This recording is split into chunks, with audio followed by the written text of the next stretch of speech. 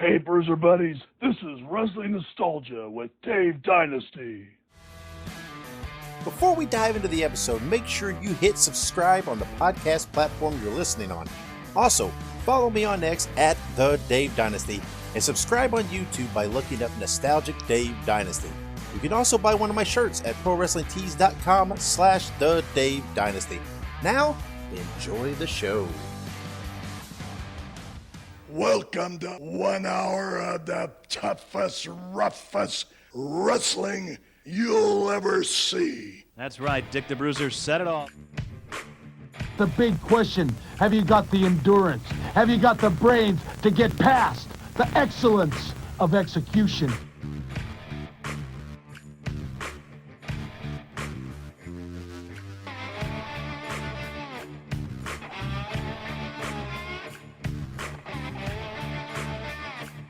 The reason why Axe and myself were put on this earth is to demolish people. Bobby Heenan, that is a very good-looking sport coat you've got on. Yeah, and I paid for mine. Mine isn't government issue. Yellow, everybody. Lance Russell and Dave Brown right along ringside. And by golly, we're ready to go with another big week of championship wrestling. Greetings, wrestling fans, and welcome to Wrestling Nostalgia. I'm your host, Dave Dynasty. Thank you for joining me for another episode. How's everyone doing out there? I'm doing pretty well. As I did post on social media a few days ago, got some physical issues going on, but I'm hoping for the best there. It'll all work out. It's all good. I really appreciate everybody sending me all your love and good vibes online. Really, it helps boost my spirits, and I really, really, really thank you. How's anybody out there? Are they baseball fans like me? Well, the regular season's obviously finished. By the time this is out, getting ready for the playoffs. It was a rough year for my St. Louis Cardinals. It looks like we're going into a rebuilding program, so might be a couple rough years, but we'll see how it goes. What's everybody's team out there? How you guys doing? Anybody in the playoffs? Excited? Let me know on social media. I like to talk baseball as well as wrestling. I'm really starting to settle in here in Florida. You obviously made the move about a month and a half ago, almost 2 months. Really loving it here. Was a great move for us. And but we are starting to settle, and it's starting to really, really feel like home now. And I love it. I love it. So let's see, what else is on my mind? What's everybody reading? I'm a big reader. Everybody knows, a big book collector. I have a whole library of books. Always getting books. Wrestling related, I recently received a copy of the Gorilla Monsoon biography by Brian Solomon. I highly recommend everybody pick that up. Brian's work is always top-notch and stellar. And let's see, I also got the Plowboy Frazier biography from Kurt Nielsen. Looking forward to diving into that. Maybe having Kurt on in the future to talk about Plowboy Frazier in the book. So that's exciting as well. So again, I'm a big book guy. I like to talk books as well. Wrestling books, other books. I like to read lots of books. So tell me online, what are you reading? What do you like to read? What's happening right now? So anyway, on this episode, my guest is Maxx Payne. I think you just have to say it like that, right? It rolls off the tongue that way, that evil Maxx Payne voice. So we're going to talk about his amateur background, becoming Maxx Payne, the Man Mountain Rock Run, Eric Bischoff, guitars, and so much more. This is a super-sized interview, 2 hours that I did with Max, and it was amazing. So much fun to do, and there will definitely be a part 2 in the future, because we have a lot more we could talk about that we didn't even touch on in this 2 hours. It was really great hearing him tell his story. So let's take a break then, and let me share that with you when we come back. We will have the Maxx Payne interview. Hey, you bums, we have to take a quick break. Filsinger Games is a tabletop cards and dice game company that has enjoyed success for over 3 decades. Their first game was Champions of the Galaxy and was released in 1986. Champions of the Galaxy is a tabletop game that features professional wrestling over 100 years in the future. Humans, aliens, and monsters battle in the Galactic Wrestling Federation for belts. Legends of Wrestling features officially licensed wrestling cards featuring stars like Ted DiBiase, Jimmy Snuka, Harley Race, and many, many more, including game sets for independent promotions. Each match takes place in real time. The action is fast and furious, and all the things that happen in pro wrestling, like cage matches, outside interference, three-man tag matches, they also happen in the games. You have the opportunity to run your own wrestling promotion involving either real-life stars or fictional characters of the future, or you can mix and match both. Visit filsingergames.com for more information and to order the games today. That is Filsinger Games, FILSINGERGAMES.com to order now. If you like horror movies, be sure to check out Dave Dynasty and Ike Isaacs on the Listen to Their Screams Horror Podcast. It is available on all podcast platforms and on social media at Listen to Screams. That is Listen, the number 2 in Screams.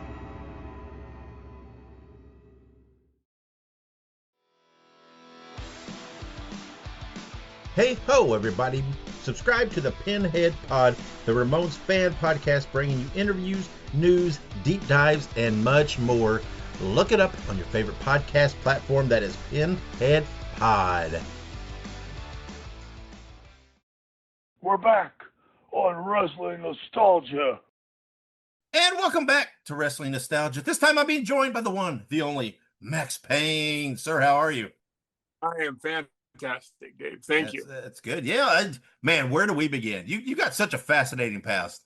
Let's go back to you in grade school, and that's when you started amateur wrestling, correct? You moved from football to amateur wrestling. So what led you just to make that switch and to get into amateur wrestling? You know, it's a pivotal moment in my life because I was only going to play football because I really hated wrestling. You know, I'll never forget when I was really young. I don't even know how old I was, probably like in, 6th grade, 5th grade. After I had, you know, like I said, I did the little kids program and I didn't like it that much. And there was a guy, I went up to the wrestling room and I had the audacity of saying that, you know, wrestling was for pussies because, you know, just the obvious reasons, right? Yeah.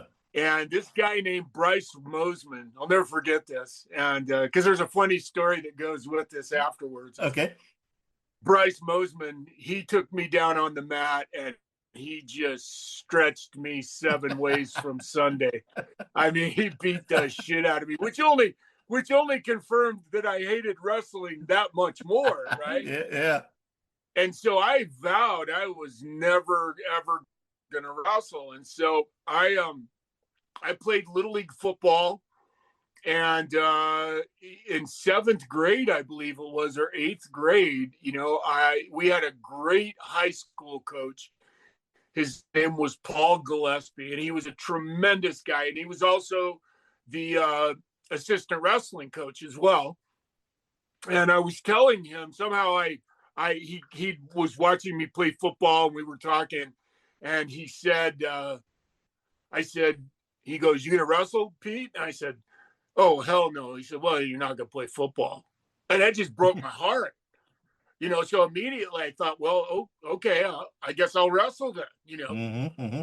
And so I went out for wrestling and my freshman year in high school, I had a couple of I had a win that just my coach saw something in me even as a freshman in high school, and we went to wrestle in Price, Utah. It's Carbon County, Utah, and we went to wrestle. And that night, my coach, the heavyweight at the time, I wasn't varsity yet, didn't show up, and so my coach put me on with a guy that we were at the time, I think Pleasant Grove was 3A and this school was 2A, but this guy was a 2A returning 2A state champion in front of his home crowd and the first time I'd ever wrestled in public. And he put me on against this guy. And I had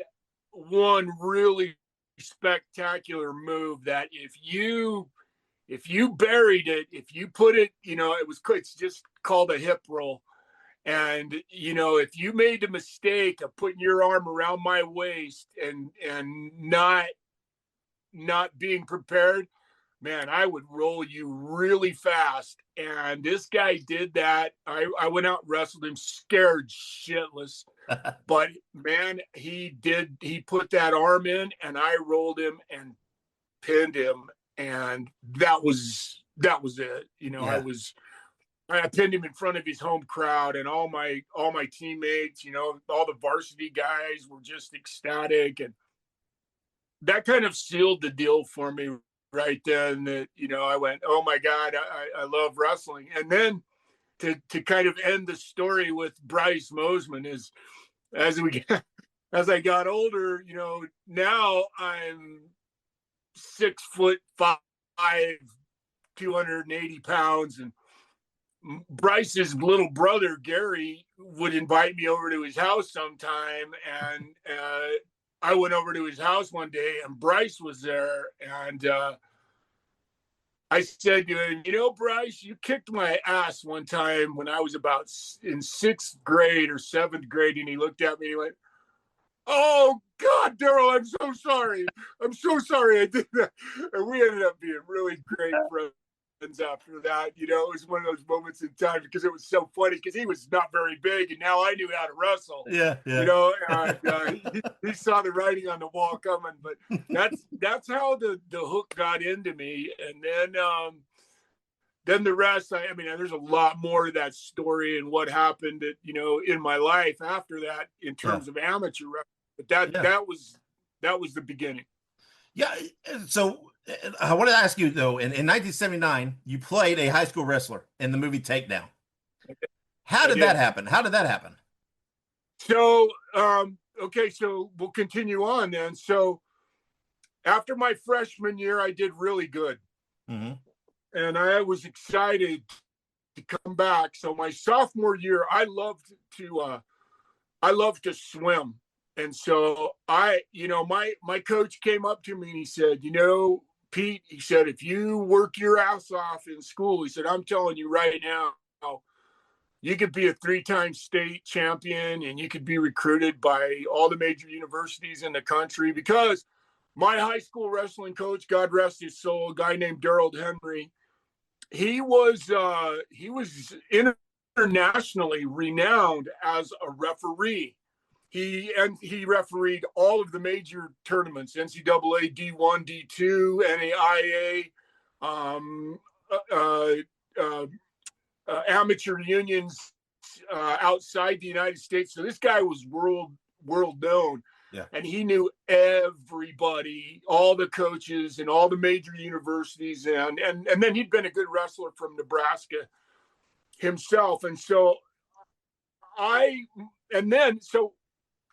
let's talk about the transition from out of wrestling or out of football and just into wrestling. So Paul Gillespie, the guy I was telling you, that said, well, you're going to wrestle or you're not. Yeah. He left our school, and they recruited a new high school wrestling coach, a guy by the name of Bill Kelly. And Bill Kelly was one of these guys. I don't know how he ended up in Pleasant Grove, Utah, but he was from Alabama, and he was about 5'2", weighed 160 pounds, soaking wet in a pair of 501 jeans. And, you know, he was going to teach this fat, you know, high school kid, which to this day, I never understood how he wouldn't want the only kid in the high school that all I ever wanted to do was play football.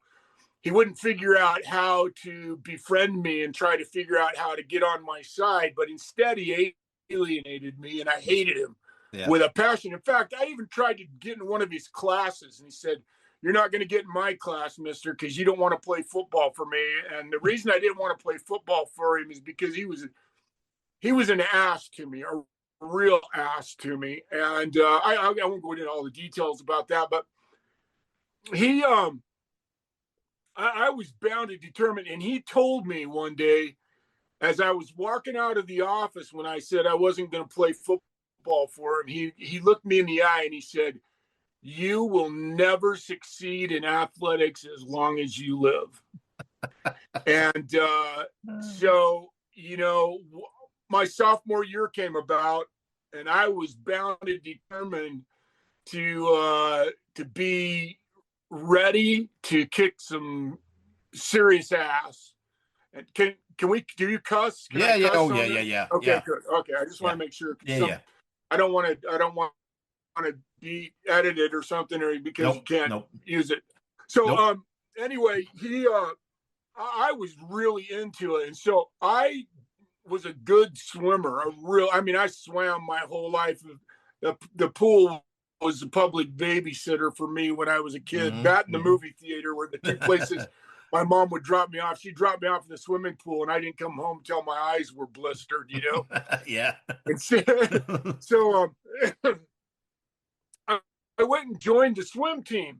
Okay. And so I'm swimming, and one day it's getting close to wrestling season. And I remember this like it was yesterday. The swim coach's name was Stan Crump, and Stan came to me and he goes, Daryl, he goes, man, I don't want you to leave. He goes, I want you to be a long distance swimmer. He said, you would kill in long distance. You are such a strong swimmer. He goes, you're not very good in short distances, but I don't got a guy that can compete with you, because I had gotten really good shape. I remember one of the exercises we did that I was really good at was called the locomotion, where you have to swim down in 4 breaths and back in 3 and then back in 2 and back in 1. And I could do that, and nobody else on the team could do it. And so, he begged me to stay on the swim team. And I said, no, Stan, I just did this to prepare. But thank you. I said, if I change my mind, thank you. But no, I'm not going to. And I left that weekend, and I loved motorcycles. I grew up on, Evel Knievel was it for me when I was a kid, man. I saw that movie probably 10 times, man. It was so cool for me, right? Yeah. And I had a girl I was really hitting on really bad. Her name was Leanna Bates, and this I thought she was at this friend's house. So I was on my motorcycle kind of in a field behind them, and I was kind of showing off. And I had a 250 Honda Trials, and it came over backwards, and I thought it was going to land on me. And so I pushed it away from me as I did this jump. And when I did, I destroyed my left leg, my left knee at 14 years old. And so there's a lot of story around what precipitated after that, but I ended up having to have complete reconstructive surgery. And so I missed the first half of my sophomore year in high school that year. Okay. And then I came back. And then, of course, every time I saw Coach Kelly after the knee injury, he'd go, see, I told you, man, you blew your knee. You're never going to do anything ever again as long as you live. And so then my junior year came around, and once again, I started getting ready, and I worked my ass off prior to my junior year, worked harder than I ever had, and went into my junior year, and I started killing. I mean, so I missed all of my sophomore year as a wrestler, and half of that year I missed in academics. So I went to my freshman year and half of my sophomore year. Now I go back to my junior year, and like I said, I'm doing really good. And they started hanging flyers in the high school for trying out for extra parts in a movie. And I avoided it because I was so focused on proving this little son of a bitch wrong that I wasn't going to let anything get in my way of being the best wrestler I could possibly be. Right. And so I ignored that flyer. And then another flyer came out, and I ignored that flyer. And then one Sunday, I was driving, went down this little store to get some ketchup. My mom had made tacos, and we didn't have any ketchup. I'm driving I'm driving back home, and I think I might have been smoking a doobie, even though I was preparing. Here comes my dad. He had a 76 Lincoln that weighed probably half the gross mass of the Titanic. Yeah. And he's flying towards me, and it's bounding in the air. I know he's doing faster than 25. He's probably, and he pulls up next to me and he goes, "Get to the house. There's a movie agent there." And I'm like, "What?" He goes, "Just get to the house." And so I get to the house, and there's this woman there. Her name was Shirley Goodman. Uh-huh. And she says, "Hey, listen, Daryl, tomorrow at the old high school in American Fork, they're doing movie tryouts, and they're looking for heavyweights specifically, and it's probably just an extra part, but you'd make a few $100s, and you'll get out of a couple of wrestling practices to go do it. Coach Henry's already said he would be okay if you went and did it." And I said, "Okay." So the next day, he let me out of practice, and I went to this high school, and it was such an amazing experience. I remember it like it was yesterday. I walked in, and I don't know if you've ever been in the production of a movie set or on a movie set, but at this moment in time, looking back retrospectively, they were gearing up like a motherfucker. They were obviously, shit was on, because there were people running in and out and everywhere. And I walked in and just kind of sat down, because I didn't know what, so I sat down, and all of a sudden this guy walked by me 3 or 4 times. And finally, the 4th time, he goes, "Why are you here?" "Oh, I know why you're here. You're reading for Bobich." He threw a script in my lap, and he said, "Read the lines on page 5 and 6. Know them. You're going to see the director in 5 minutes." And I went, "What?" He goes, "Yeah, you're going to see the director in 5 minutes." And I went, "Oh my God." So I looked at the lines, and, I'm like, what the shit? I'm not ready for this. Lines, and so sure enough, 5 minutes goes by, and they take me in this room. There was Keith Merrill, Eric Hendershot, was the writer, and then another guy named Doug Weiss, who was the producer. And they're all sitting there at this desk, and I'm like freaking out, going, "Oh my God, man, I'm scared shitless right now." Yeah. But the line was really the line was really simple. And he said, "Read this line." And I said, "Well, I'm not saying that I can, but at least give me a chance to try." And he goes, "Yeah, it was really good." He goes, "Do you know the principal of your high school?" And it just so happened that the principal of my high school was truly one of my best friends. His name was John P. Gurley. And he was just like, the vice principals usually were always the cop. It was good cop, bad cop. I don't know if your high school was the same, but my high school, the vice principal was the one that everybody hated. He's the one that delivered the justice, Yep, right. And John P. was like Santa Claus, Yeah. So I love John P., man. He and I were, every time I saw him, he made some comment. We laughed about shit, and he was just cool as shit to me. And so he said, "Read that line as though you're trying to convince me that we should have a wrestling team, because we haven't beat American Fork, which was our rival. We haven't beat American Fork in 11 years in any sport, but maybe, just maybe, we could have a shot at beating these guys in wrestling."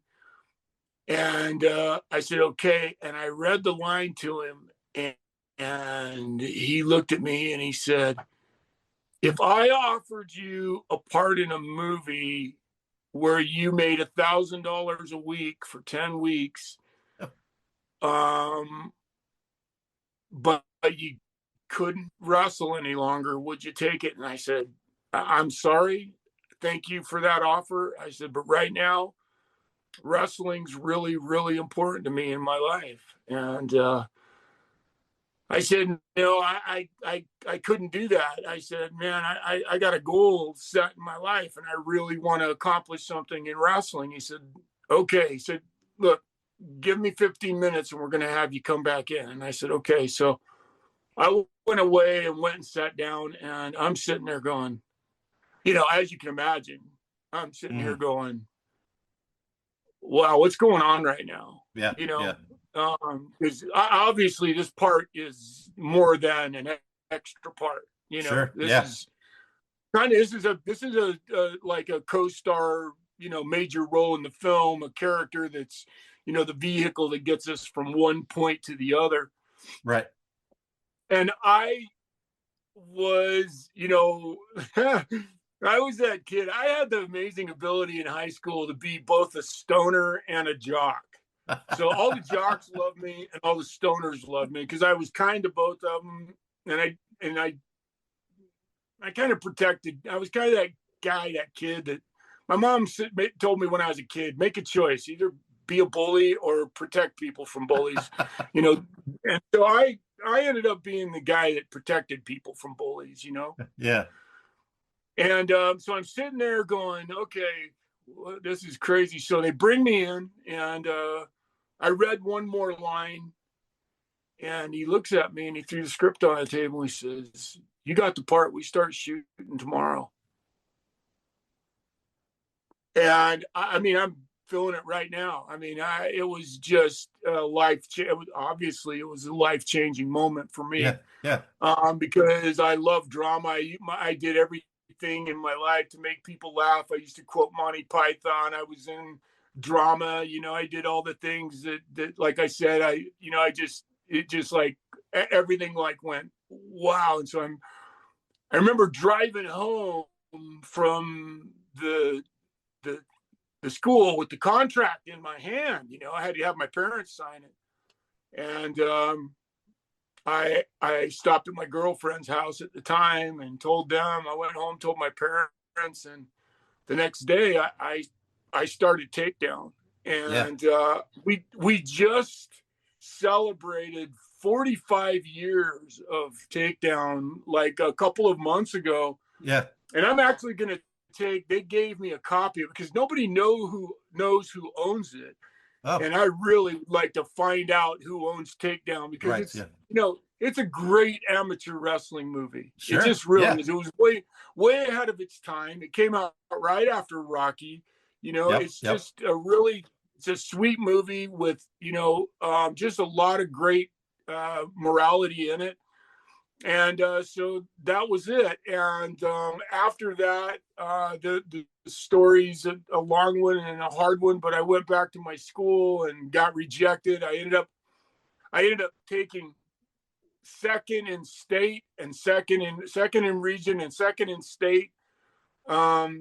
Even though I didn't work out a single day with my team, I used to have to drive myself to my wrestling matches, to the duels, because nobody was, I was working 15 hours a day in the movie, and then I would get off the movie and all the refs knew me and all the coaches knew me and knew I weighed more than 175 pounds because that's all you had to do to wrestle heavyweight was weigh more than 175 pounds. Right. So everybody knew me, knew I was in Takedown. And so I would just show up. Sometimes I wouldn't get there till the 155 or 167 pound match. And go out there, put my clothes on in the dressing room by myself. And then they didn't even put me. I wrestled that year, and still my name is in the record books for the most pins that year ever from a wrestler. And I'm still in like the trophy case in Pleasant Grove High School, and they didn't even put my picture in the yearbook that year. That's how my coach was pissed because I didn't take state, didn't take region, didn't take state. And my teachers all hated me because, it just was I didn't help much either because here I am, a kid trying, I made more money in 10 weeks than any of these teachers did a whole year at school. So they, right. Yeah. They didn't fucking like me. Right. My parents had taught me from a young age that if you aren't prepared to take care of yourself by the time you're 18, we failed as parents. Well, I felt like at 16, having made that money, I was ready to take care of myself, and my girlfriend got pregnant. So in the year, it was actually 1978. They say it was 79, but it wasn't. It was 78 because I got married in 78. I did take down from January to March in 78. Okay. Got married on June 9th, 1978. Takedown premiered in October of 78. And I had my first child on December 21st of 1978 and dropped out of high school. At the age of 16. And at 16 years old. What a year. Yeah. And so my coach, even though he was pissed at me, had given my name to a head wrestling coach at Oklahoma State named Tommy Chesborough. Mm-hmm. And one day I was sitting at my house, and the phone rang, and it was Tommy Chesborough, and he said, "Listen, I need a heavyweight, and your coach told me that you're working construction, and I heard about all your problems in school and with the church or whatever." And I'm like, "Yeah." And he goes, "If you ever decide you want to go back to school, give me a call." He said, "If you get your high school diploma and you want to go back to school, give me a call." And I was working construction at the time. And I was working in Park City, Utah. And I don't know if you know anything about Park City, Utah, but it's a ski resort town, and it is cold as fuck. Yeah. And we were burying cable, and the frost line was 2 feet deep, and it was hell. It'd take 3 hours to get the equipment running. And like literally a week after that phone call, I threw my shovel down, and I went to BYU and took a GED equivalency course, and passed that course, and made a phone call to Tommy Chesborough and said, "Hey, Tommy, remember me?" And he said, "Yeah, of course I do." And I said, "Well, I have my high school equivalency." And I said, "I'm ready to come to Oklahoma State." And he said, "Oh my gosh, it's too late in the year. I don't have a scholarship available for you right now. Would you be willing to go to a junior college in the interim while I, get things arranged?" And of course, that was a test to see what I was made of. I looking back in retrospect, now when you get older, this was a test to see what I was made of. And I said, "Yeah, sure." And he said, "Okay, I'm going to call a bunch of people, and somebody will get a hold of you the next few days." And I sat down, and but it wasn't 5 minutes, and the phone rang again, and it was my coach from Coeur d'Alene, Idaho. Okay. And went up there and looked at the school, and God kind of intervened at that moment in time, because it was May 18th, 1979 was the Sunday that I was there looking at the school at North Idaho College. Any chance in hell you know what date that is and what had your history? No. That is the day that Mount St. Helens erupted. Oh, okay. All right. So I had left I'd taken off for the weekend to go to look at the school, and was planning on being back to go to work on Monday morning. My brother even went with me, and that ash cloud came over Coeur d'Alene and rained 4 inches of ash, and we couldn't come home for almost a week.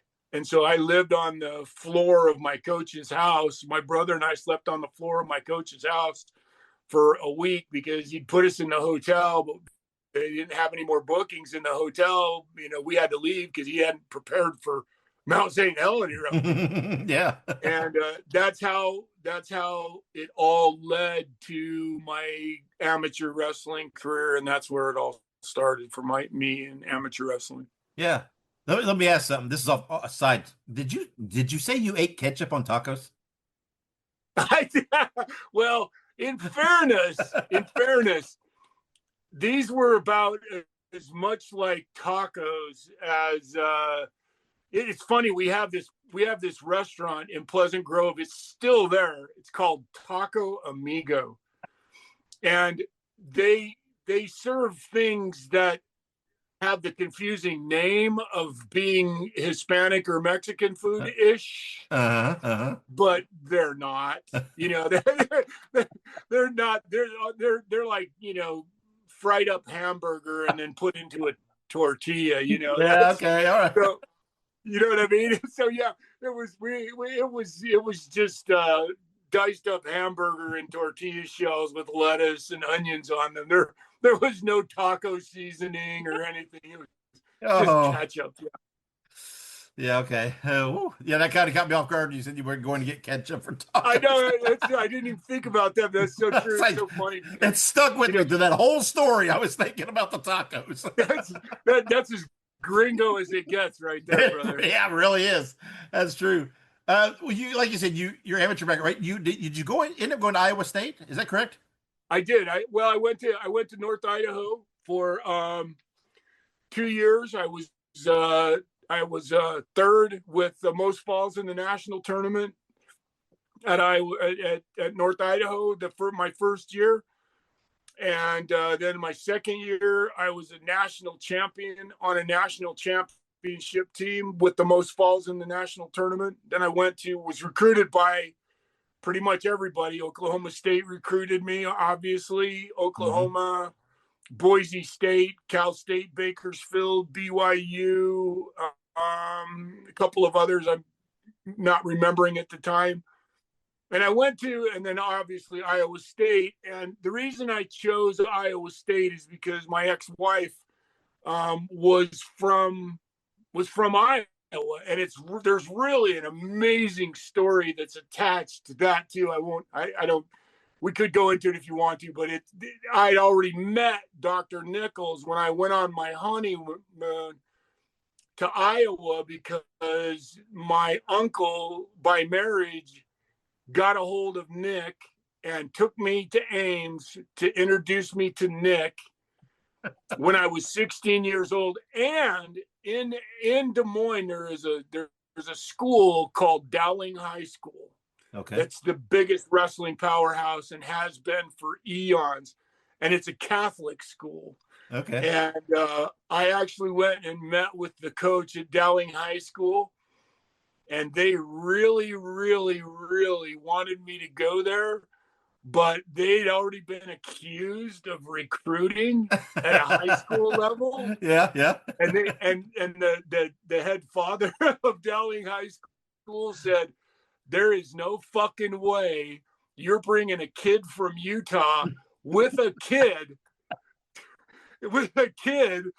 to Dowling High School. And that's been in a movie, and we're not going to get accused of recruiting." That's right. So there's no fucking way. So had Dowling High School probably let me go there, I probably would have stayed and gone to school at Dowling High School that year.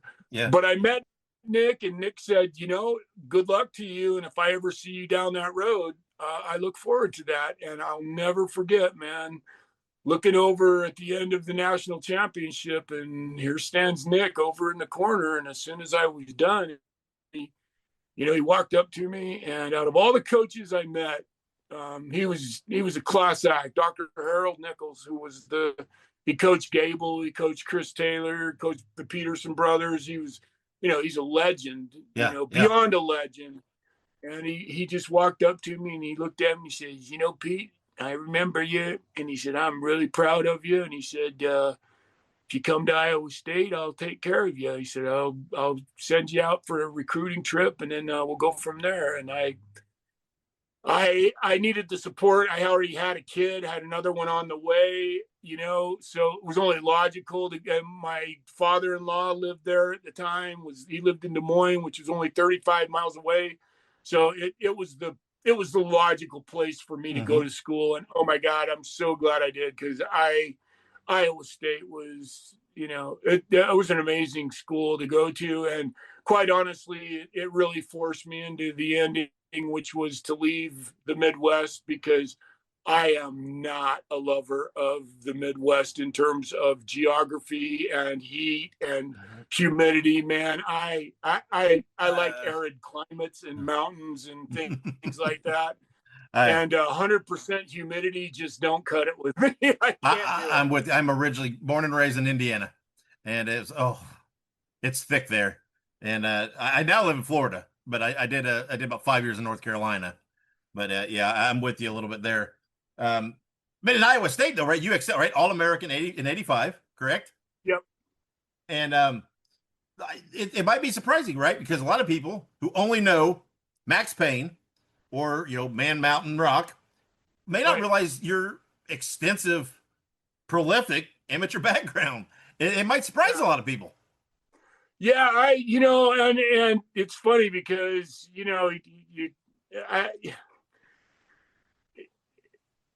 amateur wrestling, in fact, in fairness, I will have to say, I used to, when people say, yeah, I watch wrestling on TV all the time, they would look at me because I was a big fucker, and they would look at me and say, yeah, I watch wrestling. And I go, no, you don't. You've never seen me. You've never seen people like me wrestle ever in your life. I said, I'm an amateur wrestler, and that's not that fucking fake shit. I said, I'm the real deal. And, I was very proud of the fact I was an amateur wrestler. And so, I just, I had a hard on against professional wrestling while I was an amateur wrestler. Yeah. And to be quite honest with you, there's very little place for amateur wrestling other than some basic good moves. There's very little room for amateur wrestling and professional wrestling. In fact, most professional wrestlers don't like amateur wrestlers because they're afraid they get their ass stretched in the ring if you fuck around with them or you hurt them. And so, that's something, it's almost a pockmark that you have to overcome to prove that you're not going to hurt somebody in the ring. And as you know, I've got an incident that I've been blamed for over and over again with Brian Knobs and hurting Knobs. And I'm sure we can talk about that later. We're going to talk about that. Yeah. Yeah. Well, you mentioned I'm real hard on against professional wrestling. Yeah, so not a fan of pro wrestling at all growing up. Just didn't watch it. Had nothing to do with it. I to say I wasn't a fan, man. That's not fair either. I was a fan. We had Rocky Mountain Wrestling, and I had babysitters that would try to keep me up when I was a kid. They'd come and babysit me. And go, okay, you got to Rocky Mountain Wrestling's on. Like I remember, 2 times managing to stay awake to watch it. And then Hogan came when he was still with the AWA, and he was doing a run right after Rocky 3 came out. He was still with the AWA, and Vern was actually starting to use the power that Hogan had created through the Thunder Lips character. And they came to Salt Lake, and he was wrestling Crusher Jerry Blackwell. And my nephew, he's an alcoholic and son of a bitch, and he was drunker than Cooter Brown this night. We went to see Hogan, and he fucking was pushing me so hard to hit the ring. Go jump in the ring and kick their fucking ass. Go do it. You go kick their ass. Go on, Daryl. Go kick their fucking ass. And I'm like, dude, I had enough respect for them, first of all, not to do that. And second of all, intrinsically, I knew these guys weren't people to fuck with. You know what I mean? And looking back in retrospect, it's probably a goddamn good thing I did, and I probably would have got hurt. Probably. Because they wouldn't have fucked around, and it wouldn't have just been one of them. When they saw how big I was and how cockstrong I was, they wouldn't have taken a chance. And now it probably would have got me in the business. Sure. But I would have got my ass kicked that night. I'm pretty sure if I'd have hit the fucking ring with Hogan, he would have shit his pants. Yeah. So you amateur wrestler, but a fan of wrestling, pro wrestling. They were separated. They were 2 separate things. That's just it. I intrinsically, I knew that come on. I mean, we can talk about it because the great thing is now the WWF did what I was begging them to do 30 years ago, has come out and completely and utterly exposed everything on Unreal. There's no secrets now left to be behold. Nope. And I'm so proud of that. I love that so much. It's about time they've done that, because now wrestling can actually really continue to progress forward without even, that question doesn't ever have to get asked again, because when you become a professional wrestler and you're hurt all the time and you're paying that price every night, and the first question out of most people's mouth is, come on, you can tell me, is it real? And it's like, fuck. you know. And then like I said, when I discovered, you know, I broke in Japan. Yeah. And in the New Japan dojo, and I'm here to fucking tell you, that made any amateur wrestling thing I ever did look like a fucking cakewalk. You know, working out in the dojo, being trained by Black Cat, and hanging with the guys that I was hanging with, because I hung with a class of Japanese wrestlers at the time that, you know, I really think they're probably second to none, the guys that I went through the dojo with, including with Chris Benoit. You know, so I knew there's a distinct difference, and yeah, promoters want you to use it a little bit, but you know, just for the look of a great throw, or you know, something that says, yeah, I know how to wrestle. And plus, the great thing about what I learned in Japan was I learned how to shoot. I learned from one of the greatest shooters of all time, a submission wrestler by the name of Fujiwara, taught me how to shoot. And I feel so privileged to this day to learn another level of wrestling, submission wrestling, that I loved that shit, man. Yeah. Loved it. Yeah. And you talked about leaving the Midwest. You went to LA, right? Yeah. So after I graduated from college, the director of photography, a guy named Reed Smoot, lives in a town just about 15 miles from me. In fact, the town where BYU is. Okay. He lived just off of Center Street in Provo, and I called him and I said, you know, his number was in this thing called a phone book. I remember those. Mm-hmm. And only somebody our age would even have a fucking clue what that is. It's remarkable the things we had to do. Right? Had his address and his phone number in it. So I called Reed on the phone, and he answered the phone, and I said, hey, Reed, it's Daryl Peterson. Remember me, Theodore Yakubovich? I said, I just graduated from college. I'd like to come and talk to you. And he said, okay. And I went down and talked to him. And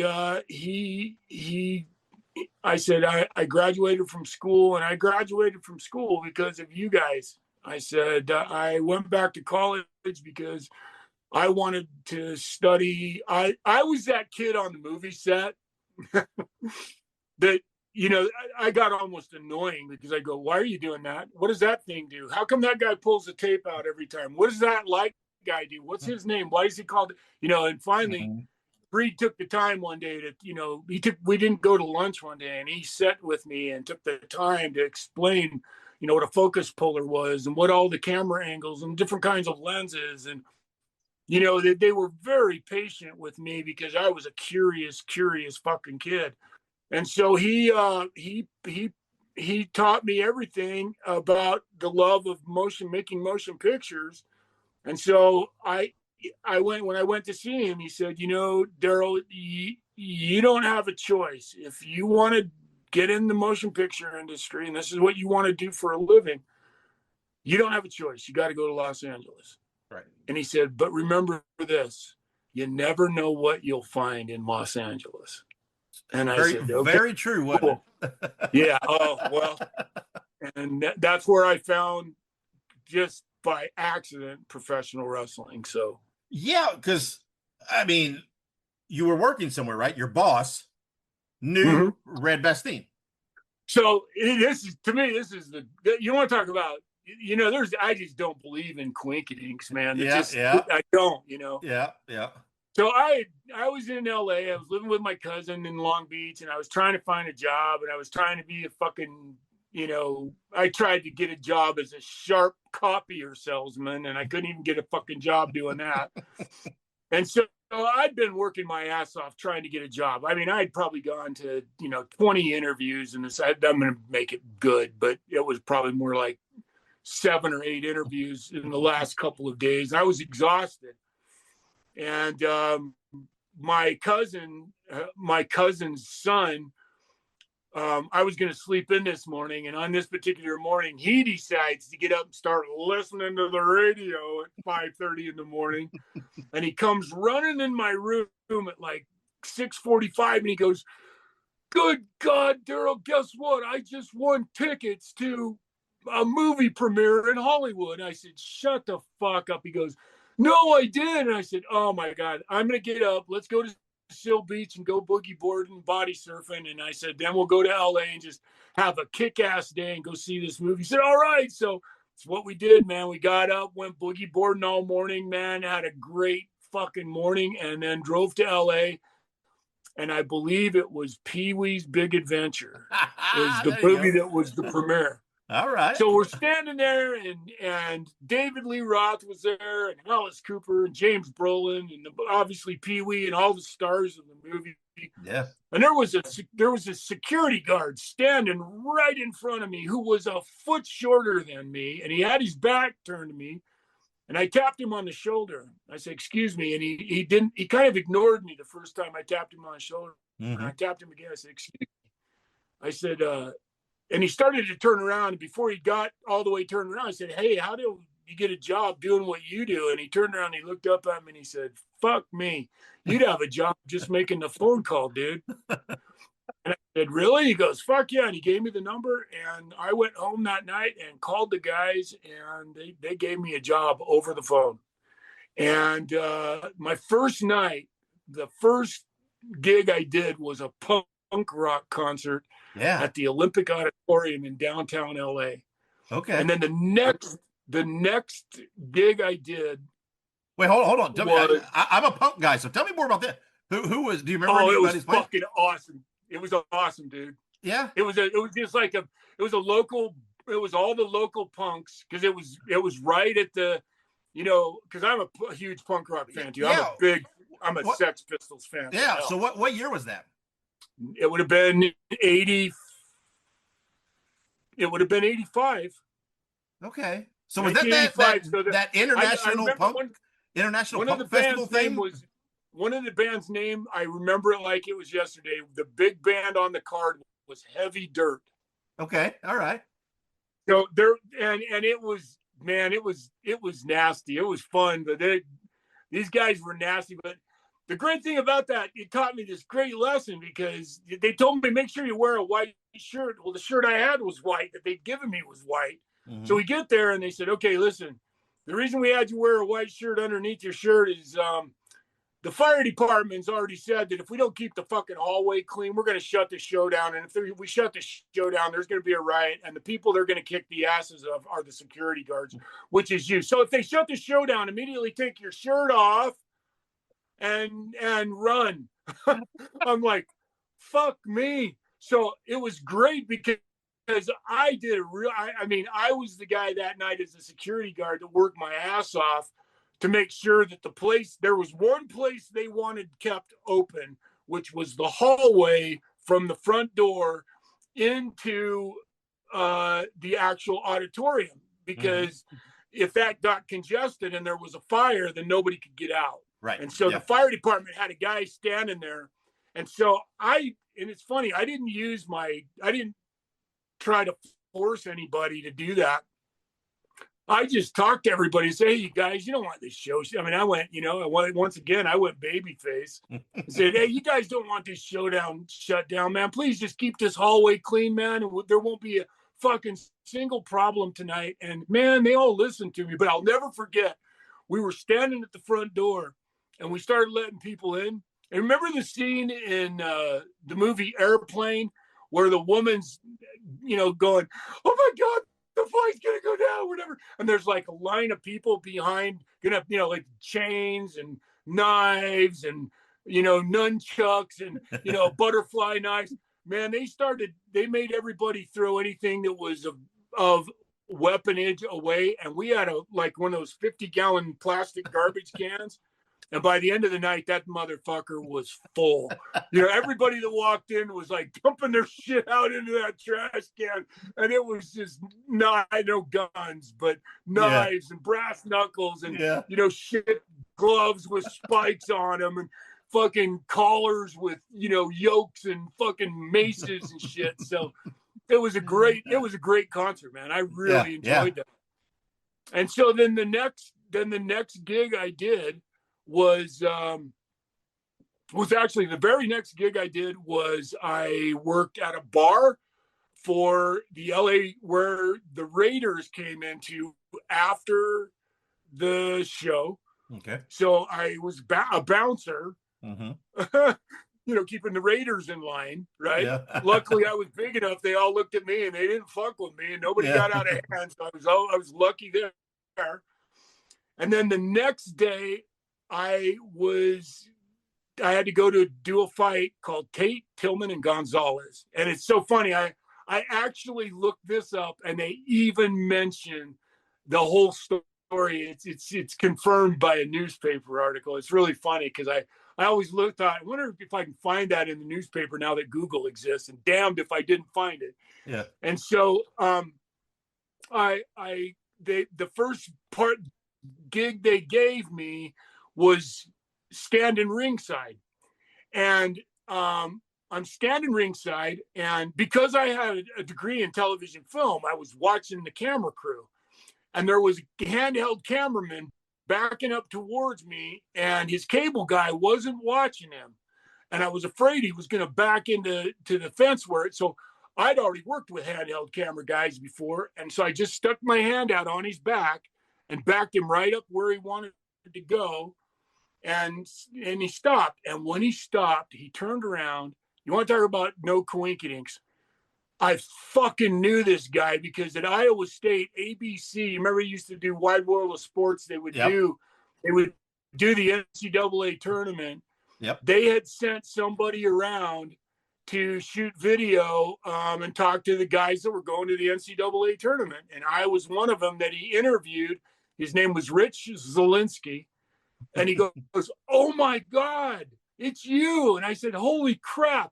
He gave me his business card. He goes, "You need a job?" And I said, "Yeah." And he goes, "Call me because I told him I was going into TV and film when he was at Iowa State." And he says, "Give me a call and I'll put you to work." I'm like, oh my God, I'm getting goosebumps remembering this. And I'm like, wow, how cool is that? So I'm standing there, and all of a sudden, this guy that was the guy who's leading all of us this particular night, he goes, "There's somebody who wants to meet you, Daryl." And I said, "Okay." So he grabs me, he takes me out to the back, and this guy runs up and he goes, "Daryl, Dave Knudsen." And he shakes my hand, and I'm like, "Do I know you?" He goes, "No, I've never met you, but I know all about you. I followed your amateur wrestling career all the way through high school. I know about Takedown. I'm from Lehi, Utah." Oh, he goes, "I know everything about you, and the reason I want to talk to you is you ever thought about being a pro wrestler?" And I go, "Well, yeah," I kind of lied to him because I was like, "Not really, but okay." The WWF is just starting to take off. WrestleMania 1 had just happened, and it was really fucking going gangbusters. He goes, "There's a guy here you need to meet. Come with me." And he took me underneath. It was at the Palladium on Sunset Strip in LA. Okay. And he took me to the Palladium. Underneath the Palladium is like, it's like this mob. I mean, this area that he took me to is like the place where like all the mob guys would sit in the dark and hide and watch whatever was going on. In this case, boxing match. Yeah. Because it was completely dark. You couldn't fucking see anybody underneath there. Yet the place was packed. All you could see was dudes smoking cigars and cigarettes, right? Yeah. So it just exactly fits the kind of mentality you think about.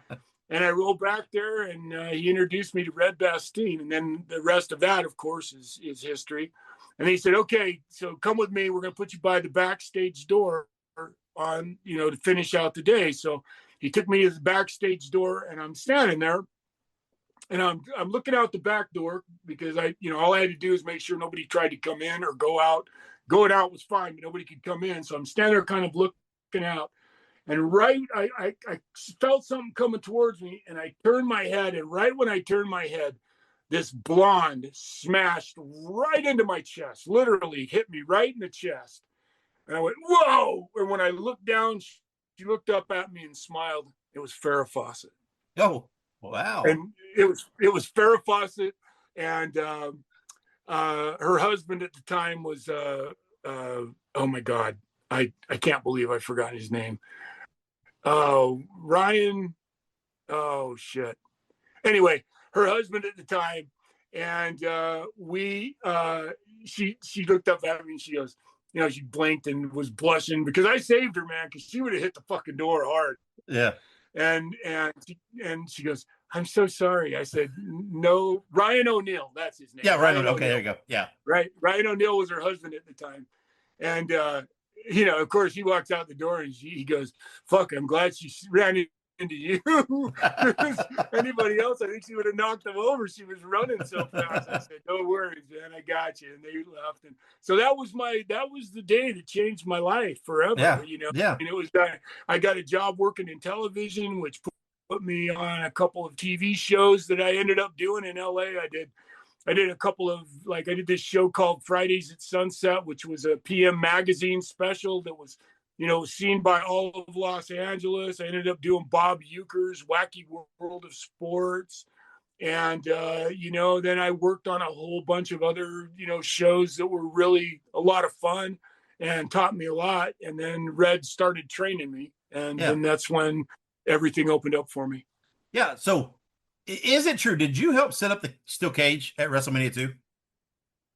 I not only set up the steel cage, I'm the one that designed the setup, because when they did the promo for WrestleMania 2, Andre came. They were in LA, and Andre came, and they were doing the big press conference prior to WrestleMania 2. I think Hogan was there. Maybe I just know Andre was there because Andre and Red were really good friends. Mm-hmm. And Red introduced me to Andre, and Andre was very kind to me. And we went out, and I just sat there and said nothing and watched him and Andre consume large amounts of alcohol. Yeah. I'm not much of a drinker, and so I just kind of looked after Red, and at that time, and then because I hadn't drank, I got to be the one to drive him around, drive him to his hotel and stuff. Yeah. And anyway, so Red said to me that Pat Patterson was there, and he said, Red, you need to get this. He goes, because he knew that's what Red did for me. Was the first thing he did was put me to work on the ring crew, and said, I'd already bought my boots from B-Bar A. I don't know if you know who that is, but B-Bar A was the only people that sold wrestling boots in the United States for decades. Yep. I already had my wrestling boots from B-Bar A, and then I was going to wear an amateur wrestling singlet in the beginning, so I had a black amateur wrestling singlet that I carried with me everywhere I went. And so Red told me one time, he said, make sure you always, carry your gear with you wherever you go. And I said, okay. So I followed all Red's rules. And so Red had already told the WWF that I was going to be the guy building the cage for WrestleMania 2. And Pat came up to Red, and I was there for this conversation. He says, you need to take him. And this cage was the great cage. Everybody loved this cage because it's not like a fucking chain link cage. It was the blue cage. The big blue, Yeah. It had 1 foot squares. It was made of pipe, and it was just 4 sections of pipe. Yep. And you put it together, and Red says, how do we put this thing together fast? And I came up with the idea that to this day I'm still really proud of. I said, Red, I think if you will buy what I need, I think I can put this thing together for you so fast your head will swim. He said, come on. I said, trust me. He said, how much do you need? I said, give me $100 and I'll bring what you need to put it together. So I went to Pep Boys and I bought a whole bunch of motorcycle tie downs. Okay. And we went to this yard in downtown LA, and he brought all the crew in that was going to be there on WrestleMania to practice and rehearse this. And so we came there. He said, okay, so what's your idea, big boy? And I reached in and I pulled these motorcycle strips out, and he said, that's never going to work. And I said, watch.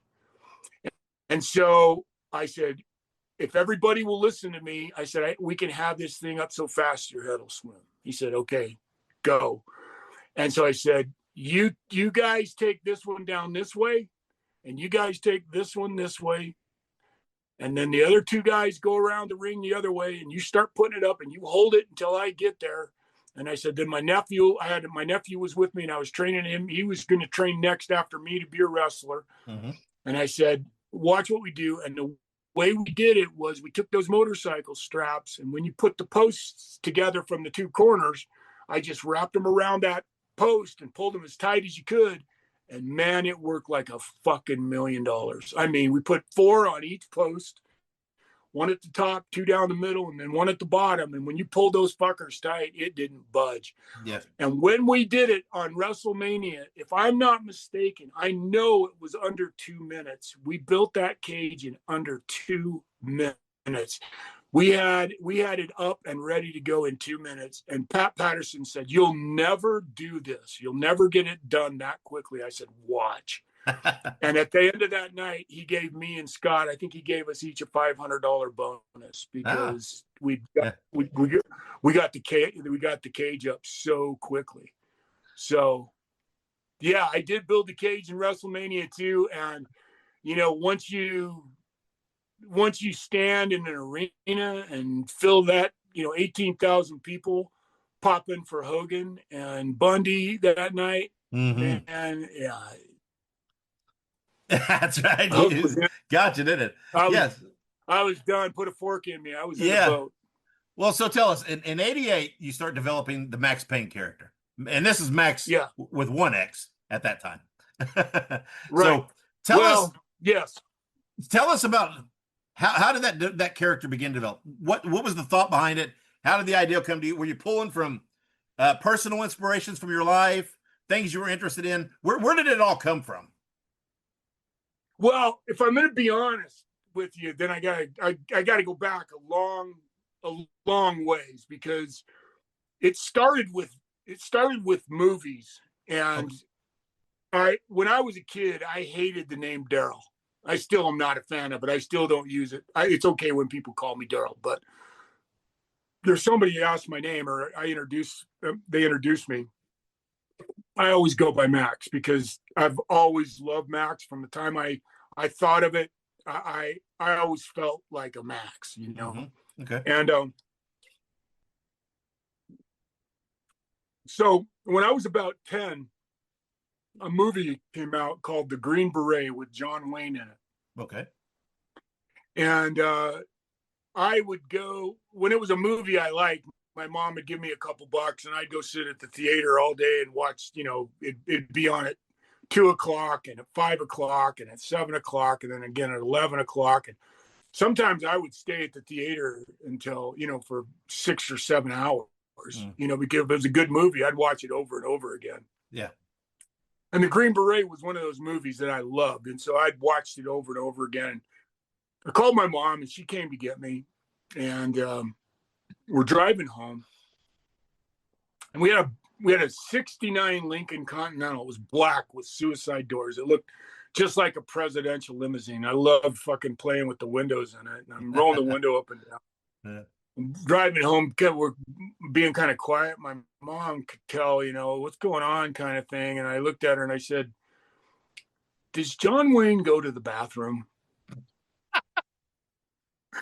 And she reacted just the way you did. She laughed and chuckled and she said, "Yes, son, let me tell you who he really is. His name is Marion Michael Morrison. He was born in Winterset, Iowa." She was a fan of John Wayne and loved, especially his movies like Quiet Man and, the movies that were more like his romantic comedy kinds of things. Yeah. And so she loved John Wayne and Kathleen O'Hara, especially the ones he did with Kathleen O'Hara. Yep. And so she explained who he was. And about 2 weeks went by, and my mom had a whole bunch of Hollywood magazines like People and Hollywood Stars. And there was just, she read like all the rags at the time. And I'd gone in and cut out all of my favorite actors, female and male, and made this big collage. And I took it to her and she goes, "Why'd you make this?" And I said, "I don't like my name." And it crushed her, "What? I worked really hard to figure out the name Daryl. And what do you mean you don't like it? What would you change it to?" And I said, "Well, I don't know, but when I figure it out, I'll tell you." And she goes, "Oh, that's sad." And, I got called Pete like a lot growing up because my last name's Peterson. So everybody called me Pete. And I preferred Pete over Daryl too. And I kind of let that go. So then went to the wrestling business, and it is amazing, brother. Everybody that I worked for in the wrestling business did not want me to use my own name. They wanted to come up with it. They wanted to tell me, what to do. The Japanese, in fact, that's why I ended up losing favor with them, because they wanted to name me. And I didn't realize that, looking back in retrospect, I guess I probably should have just shut my mouth and let them give me the character that they wanted to. But I knew I wanted to be, I was so in love with Kiss and Alice Cooper and David Bowie and Black Sabbath. And, I was already playing the guitar, and, I wasn't as good on the guitar as I wanted to be. And I had a lot to learn still, but I knew I wanted my character to be a heavy metal guy. I knew I wanted it to be, I was going to wear black, lipstick. I was going to wear liner and have black #1 hair. I'm finally going to get to grow my hair out because, I grew up a Mormon kid. My parents didn't let me grow my hair long, and I was finally going to get to be the guy that I always wanted to be. And then I came up with the name Lucifer Payne. Right. Yeah. I was going to be Lucifer Payne because I always wanted to have a T-shirt that said "I love Lucy" on it. I had already started. I'd already started the marketing concept of what I could do with Lucifer, right? Yeah. And don't you dare call me Lucy, kind of thing. Sure. So I'd already started thinking that way. And about that time, a commercial came out called Max Headroom. Yep. Okay. And I freaking love Max Headroom so much. And I was sitting there watching that Max Headroom commercial, and I went, Maxx Payne, duh. And that's when it hit me. And so Maxx Payne came from Max Headroom. And then I had a girlfriend from Evansville, Indiana, who was driving by a TJ Maxx store one day and said, I don't know if you've ever noticed, but TJ Maxx is spelled with 2 X's. 2 X's. You should spell your name with 2 X's. And I did. And that's how the final amalgamation showed up. So, yeah. And so one afternote to that. Okay. When I was deposed because someone stole my name and made a video game. Sure. I was deposed by their lawyers, and I started telling this story and talking about the John Wayne thing. And right while I was talking to them, it hit me. John Wayne, Maxx Payne. I had never thought how in terms of letters and the same cadence. Yep. Wayne spelled the same way as Payne. Again, it's no coinkydink. It was so subconscious in me to create a name like Maxx Payne. That's why I created it. Because it just fit, and it fit me. Yeah, and obviously you mentioned the guitar, which became a prominent piece of the puzzle. So when did the guitar, not from a professional wrestling point, but when did the guitar enter your life? So the guitar entered my life very, very early. I started playing the guitar when I was 10. Okay. And the problem was, just like the other music that when I was, I started playing the piano when I was fucking 4, and if I'd have stuck with it, I'd have been a concert pianist. But I didn't. And, it's one of those times you kick yourself in the ass your whole life, And so when I started playing the guitar, my parents sent me to, first of all, because I had brothers that they'd spent money on with good musical instruments, and then no sooner did they buy them than my brothers put them in the corner and never touched them again. That the only way they were going to, buy me anything was after I proved that I was going to stick with it. So I had an amplifier that didn't work that we took to a guy named Honker to fix it, and he finally got it working, and it was a Dan Electro amp that sounded, it was all clean and shit, and then it was a Harmony guitar that had been bought from Sears, and my brother dropped it and broke the neck, and so you could only play it halfway up the neck or it would distort and sounded like shit, right? And then I went to the guitar teacher I went to. He wants to teach me the Mel Bay system of playing guitar, and you're learning how to play Reuben.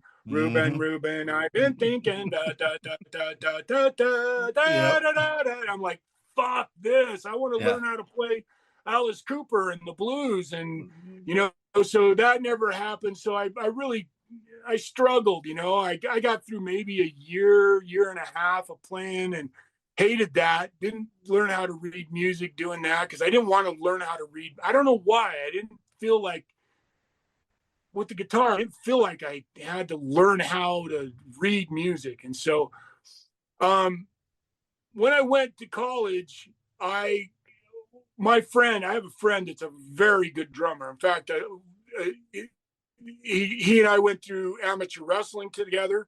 He ended up coming from, he was a state champion in my high school. He's a friend of mine named Nathan Carroll. He's just a great drummer. And to tell you what kind of drummer he is, he's in a Led Zeppelin cover band. Oh. That's how good of a drummer he is. Yeah. So he and I were really great friends, and he ended up coming to North Idaho. I got him recruited to North Idaho, and he was on the national championship team with me. Okay.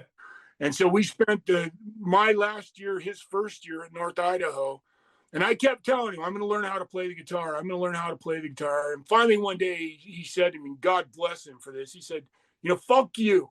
I don't want to hear you say this shit no more about you learning how to play the guitar, because you keep talking about it and you ain't done nothing about it. And I had about $1,000 stereo in my truck at the time, a truck that I'd built from the money I got from Takedown. And I went that day, took the stereo out of my truck, went to a music store and bought a guitar and an amplifier.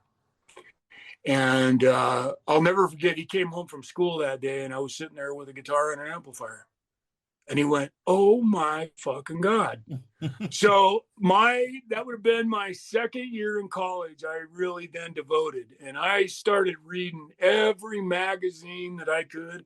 But the article that changed my life was an article by Eddie Van Halen, because Eddie Van Halen to me is, I love Jimi Hendrix, don't get me wrong, but Jimi Hendrix wasn't around to teach people how to play the guitar and do the kind of interviews and, be the icon. Eddie was, to help young guys want to be guitar players, right? Yeah. So I read every article, and the one thing that he said that you needed to know was what 145 was, and which is the fundamental of the blues. Yep. All rock and roll songs based on 145, and if you know a 12-bar 145 and can do a turnaround, you can jam with anybody, and you can figure out what key they're in. All I got to do is tell you A, B, C, or D, and you know right where you're at, and anybody can join in. Yep. So I went to Iowa State University, and one of the first people I met at Iowa State University was a guy named Carol Altman.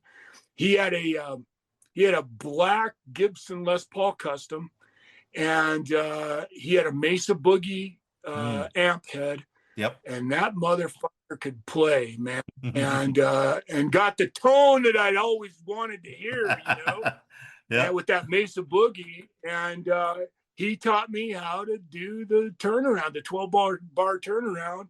And God, I started to play, and it possessed me at that point. Yeah. And so I really started working really, really hard on it. And then I was in Japan, and they weren't going to let, I could tell the Japanese were done using me. I'd pissed them off enough that they weren't going to use me anymore, because I wanted to do this Maxx Payne character, and they wanted me to do whatever they wanted me to do. I don't know what it was, but they've done a couple of things. Another story. There's a lot of stories about New Japan Pro Wrestling, but I knew, it's funny because I knew that if they actually would let me do the Maxx Payne character, I knew Japan well enough to know that the heavy metal scene in Japan was fucking huge. Sure. That they would have loved this character had they let me do it, but they just wouldn't let me do it. But I was sitting in a hotel on the last day of the tour with Tom Pritchard. We were sitting in the lobby of this hotel. It was a glass lobby, and we were sitting there, and he was sitting across from me, and I said, I'm going to go home and I'm going to fucking learn how to play the guitar, and I'm going to come back and create this character named Maxx Payne. And Tom said, do it, Max, do it. And I did it.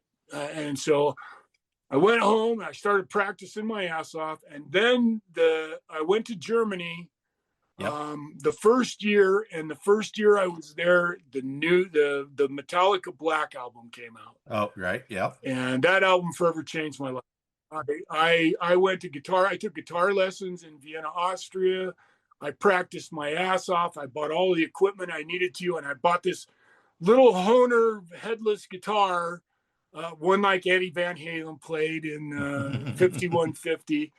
It's a copy of a Steinberger. Mm-hmm. It's a Hohner G3T.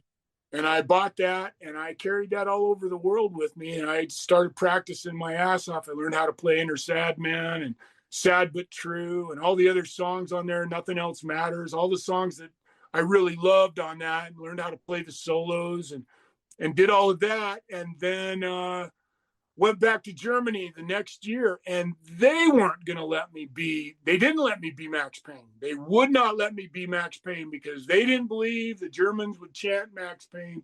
So they made me, when I converted to the black hair and lost weight and did the thing, they were pissed as fuck about it until I played the guitar in front of the public the first time, and the houses started getting better. Mm-hmm. Then they weren't so pissed at me. Then all of a sudden the houses that were putting 65 people in a night, all of a sudden had 500 and 600 people showing up, and we started doing good, and everybody started making money. And then they started to believe in me. And that was all because of Dave Fit Finley, because Fit Finley took me to an Oktoberfest one night, and in front of a bunch of drunk Germans, I stood up and played Give Me 3 Steps and tore the fucking house down. And they cheered for me for about 5 minutes. Just Zugaben. And I knew that was my destiny, and so I just worked my ass off playing. And then I had a friend that actually worked for a record company in Hanover, Germany, and he knew a guy named Sasha that was in a band called Heaven's Gate, and he cut me my first rhythm track so I could play this song I'd written called WFO, that I could play it live. Mm-hmm. And then the rest is history. That's when that's how my whole guitar career got started. And that's how I really believed that I could do the guitar playing wrestler gimmick and pull it off. Yeah. Because rhythm and blues, if everything's based in that, you always got something to fall back on. So. Yeah. Right. Yeah. Yeah. Well, like you said, right. You wrestled in Germany, toured Germany, and everything else. But then Bill Watts hired you in WCW. Yes. So there's a lot of people that would clash with Bill Watts. Because of Rip Rogers. Oh, tell me about because of Rip Rogers. Rip Rogers loved me, and he said, Max, I'm going to call Bill Watts for you. Well, and it was while we were still in Germany, and we went to a payphone with about $20 worth of quarters, and we called Bill Watts on the phone, and Bill said, when you get home from Germany, I'll fly you to Atlanta. Let's talk, because Bill loves shooters. Yeah. So that's what he wanted me there for. He didn't give a fuck about the guitar. Yeah, he wanted me there because I was a big badass, I'm All-American shooter. Yep. So that's so continue. Yeah. Rip Rogers, a friend of the show, a friend of mine. Where I'm from in Indiana, was like 10 minutes away. Seymour is where he's from. Seymour, of course, I know. Yeah, I know all about Rip. He's one of he's truly one of my best friends. In fact, I have to say he's one of my only true friends in the wrestling business. What a guy. And he's got a real bad name, and people have put the wrong kind of name on him. But he's a fucking. Rip's forgotten more about wrestling than most guys will ever fuck. Absolutely, definitely. But when you went like you said, went to Bill Watts, a lot of people clashed with Bill Watts, had issues with Bill Watts because Bill Watts was stern. Did you ever have any issues with that? No, not one. Okay. And partly because Bill left, he wasn't there that much after I was. He left rather quickly. And that's part of the reason that I never got anything else out of the WCW is because the guy who was my ally, once he left, and to this day, I've never understood that. When I went out and played the national anthem in front of the crowd the first time and they cheered for me, I've never understood how not one simple guy in the background watching TV at the gorilla position didn't go, is anybody watching this? Because this guy is actually out there playing the national anthem and the crowd is fucking getting into it and cheering for him. Because all it would have taken was somebody with a creative note to go, Vader, go out there, beat the fuck out of him right now. Do not let him finish the national anthem. Destroy that guitar, and I don't care. He goes, I will smash it to bits. I'll buy him another one, but go smash that to bits. We've got an angle. Yeah. Imagine if Vader, while I was playing the national anthem, would have came out and destroyed that guitar. Yeah. Doing it well, everybody's got their hand over their heart, and I just finished, and Vader comes out and smashes me from behind and says, how dare you do that? It would have been an angle of the century, man. People would have been pissed, and then I don't get to play the national anthem again until after Vader and I ran all over the country making money. But, nobody thought that way. Instead, they ran me out there. How do you fucking boo a guy? Or how do you boo a guy? How do you send a guy out there as a heel who just played the fucking national anthem and everybody stood up and cheered for him? Yep. That was the hardest thing I ever did in my life. That really summarizes the dichotomy of my wrestling career. It really does. Yeah, it was a weird thing because you ended up in a feud with Johnny B. Bad, which most people remember, which was kind of odd, right? Because it's not like, no offense to Mark Merrow, but it's not like he was a strong face at that time. So it didn't help. Right. It didn't give you a lot to springboard off of and work with even after that, as far as trying to play that heel character. And Harley Race, when I played the national anthem and I walked out, there were two people standing for me behind the curtain when I walked through the curtain. First person that met me with tears in his eyes was Chris Benoit, because Chris and I were friends all the way through until I lost touch with him when he went to the WWF. So I didn't talk to him after I left WCW. But he and I were really close friends. And the next person standing there to greet me was fucking Harley Race. And here stands Harley Race with fucking tears flowing down his face. And I walked over to him and he goes, you don't know me. I said, yeah, I do know you. And he said, he reached out and he gave me the office handshake. Yeah. The gentlest office handshake. And he looked at me crying. He says, I don't do that for anybody. He goes, because I believe in shaking somebody's fucking hand like a man. He said, but you can really fucking play. And I said, I didn't realize, that I guess that was the moment in the wrestling business where I guess I really finally smartened up that, it's all a work, the whole point in that kind of shit was that you don't really like the honky tonk man. He couldn't fucking play a note. Yeah, right. Yeah. That the whole rib of the honky tonk man was and Wayne used to laugh because, that was the deal. And yeah. And so, I'll never forget. And Harley and I ended up being really, really good friends. And he went to the office. He went to Bischoff. He went to them 1,000 times and said, that's why the actual matches that I had with Vader at Saturday night was because of Harley, and they just wouldn't have anything to do with me.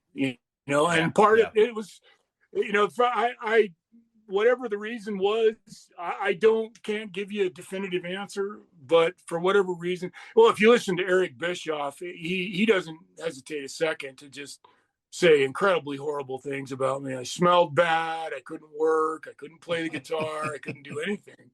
Yeah. So, when you have that kind of heat with somebody who's in that kind of charge, you ain't going nowhere. And then in fairness, the shirts, all the shirts that I wore, with the black shirts with the white lettering on it, they ended up stealing my T-shirt guy. It's not stealing, but the guy that I made all those. One time I wore an 800 number on the back of my T-shirt, and I know damn good and well Eric Bischoff saw that and used that to contact, or just found out who my t-shirt guy was, because they ended up bringing the guy that was my t-shirt manufacturing from Chicago to Atlanta to make the NWO t-shirts. And so if you look at an NWO, there's an incredible amount of similarity between the two. Yeah. That's another thing. I mean, how does Maxx Payne not fit into the NWO perfectly? But the reason I didn't is because it was Nash, Hall, and Hogan. And Hogan hated me because I had beat up Knobbs, and Nash and Hall hated me because of all the things. I to this day, I don't understand that, but so be it. You know, that's just the way it was. When you get in that position, in the clique doesn't like you, you're fucked. And if you don't believe me, look at Chris Canyon or China. Sure. You know, absolutely. Well, you mentioned the Nasty Boys, Brian Knobbs. You did end up turning face and teaming with Cactus Jack and having a feud with the Nasty Boys. At Super Brawl 4, Brian Knobbs hurts his shoulders. Yeah. Eric Bischoff, who you said already not a fan of yours, blamed you. Yeah. Confronted you, and you didn't back down, correct? And then I did not. So tell us a little bit about this confrontation between you and Eric after this injury. Well, you know, a great wrestler, a guy by the name of Bill Eadie. Yep. When I was in Japan with him, you know, he was leaving one day. He was getting ready to leave, and you know, he was just being Bill. He said, "You know, man," he goes, "I'm going to give you a bit of advice, Daryl, before I leave." He said, "You know, there comes a time in your life where you got to say no. And if you don't say no, you ain't got nobody to blame but the man in the mirror." And, you know, when I was tagging with Mick and working with the Nasty Boys, I didn't get any respect at all. No, I mean, and that's okay. They made all the decisions for me. They called all my spots. They called everything. And when we were in Albany, you know, I'd had enough. I'd really just said, and before I finish this, I just want to say this, and I've told Knobbs and Sags this. I love them both. Some of the greatest times I had in the wrestling business was with Knobbs and Sags. We did some crazy fucking shit together. There's just no way around it. Yeah. But I remember looking across the dressing room, and here's Mick and Knobbs and Sags planning, you know, my match for me. And finally, I got up and I walked over there and I said, "You know, tonight I'm going to get my shit in. I'm going to do my shit. And if you don't go with me, you're going to get hurt. So I'm just telling you right now, I'm going to throw you. And if you don't go with me, you're going to get hurt." And I said that to him verbatim, and I will challenge Brian anywhere he wants to be challenged, because it's the absolute truth. I said to him, I said, "Look, I'm going to throw you. I'll protect you. I'll trap your arm. I will do everything it takes to protect you. Trust me." And the Nasty Boys couldn't trust anybody because they'd hurt so many people, especially the job guys. They hurt job guys all the fucking time. Yep. And anybody who'd worked with the Nasty Boys, you don't ever hear how easy they were to work with. Anybody who worked with them and knew them knew they hurt fucking people. And then on top of that, their work looked like shit. Yeah. You know? Yeah. So not only did they hurt you, their fucking punches and their kicks and stomps and shit looked like fucking ass. Yep. You know? So I said to Knobbs, I said, this is what's gonna happen. I'm gonna throw you. And I've put it on my site and I on my Maxx Payne YouTube channel, and I show it over and over again, like the fucking scene in JFK, back and to the left, back and to the left. I fucking show it over and over and over again. I trapped his arm and I tried to throw him and protect him, but he decided he was going to be the one to fucking control that fall. He decided he was the one that was going to, he tried to stop a guy who weighed 350 pounds from fucking throwing him over his shoulder, a shoulder that I trapped. And if he would have just taken the throw and just let me throw him, he would have been fine. He would have just rolled out of the ring and, you know, could have bitched to the ref and everything would have been fine. But if you watch him, he tries to take the straight over. He thought I was going to throw him straight over my head. Okay. But because he wouldn't let me control the fucking fall. He wouldn't let me control the throw. I wanted to throw him over the trapped shoulder that I had his left shoulder trapped. and I was going to throw him that way. And so he tries to jump over the fall, and I'm trying to spin him that way. And he forced himself over the other way. And I'm sorry, but Brian hurt himself that night. I didn't hurt Brian. Brian didn't trust me, because that was the nature of the Nasty Boys. And that shouldn't surprise anybody, because that's just who the Nasty Boys were. I will tell you this, and I've said this before, and I'd say it to Brian and Jerry. Like I said, I love Brian and Jerry. I talked to them actually at one of the last signings I went to, and I said, hey, I don't give a fuck what you guys say about me. Say whatever you want to, but I said, I'm going to do the same thing. And I said, I love you both, and I think the world of you. And I said, I had a great time with you, even though they really went after me. They spent the rest of their careers burying me, and they're not the only ones that did that to me, but they spent a lot of time trying to bury me, and did a good job, because as you know, Brian had the ear of Hogan, and it's because they were all, you know, I'm a pot smoker too, but you know, they were all dope smokers together. And so Hogan and Brian were, you know, that close because of, you know, the accommodations they shared together. But, you know, it's just one of those times in my life where, you know, I don't regret that. So after that match, I went out, and Eric goes, Max, come here. He pulls me up there and underneath the bleachers, and he starts yelling at me in front of, you know, of course he didn't do it in front of anybody else, just in case I didn't fucking succumb to him. You know, and he goes, you can't do that. You can't just go out there and hurt people like that. And I said, listen, Eric, I didn't just go out there and intentionally hurt Brian. That's not what happened. And if that's what you think, you're wrong. But I said, there comes a time in your life where you're going to say no. And I said no. And that's why Eric Bischoff hates me, is because I had the audacity. I was a nobody and had the audacity to stand up to him, you know. And to this day, like I said, you know, anytime anybody ever asks him anything about me, he just says really mean, destructive things. And it's, you know, but then again, that's who he is, you know. So yeah, absolutely. You know, if you're not part of that clique that he generated, the 83 or 82 or 81, whatever he brags about on a consistent basis, and you know, you ain't shit. And I'm sorry, but Eric Bischoff missed somebody he could have made a lot of money with if he would have just opened his mind and not thought that the only people he could make money with was Nash and Hall and Hogan. You know, I always thought that about myself in general. I always thought, God, am I, you know, there's got to have been some money to be made. But then, you know, just like the other people, like we were talking about, like China and Chris, you know, if I was as insecure as both of them, and God knows I've tried, man, I've been through substance abuse myself. You know, I thank the Lord every day that I'm still here, because, you know, I could have easily accidentally killed myself, you know, a couple of times. And, you know, it's just one of those things where, you know, I'm glad I didn't. I'm glad I'm still here, because it would have been considered a suicide, and I would never kill myself. So, you know, but I have a substantial amount of PTSD, because I worked my ass off for this business, and the business completely turned its back on me. And that's not easy to deal with. Yeah. Well, I mean, after the confrontation, right, WCW pretty much buried you, and you didn't really have anything after that. And then they wind up releasing you, firing you. Yes. But not long after, you went to the WWE, and Rick Rude helped you get hired there. Is that correct? He did.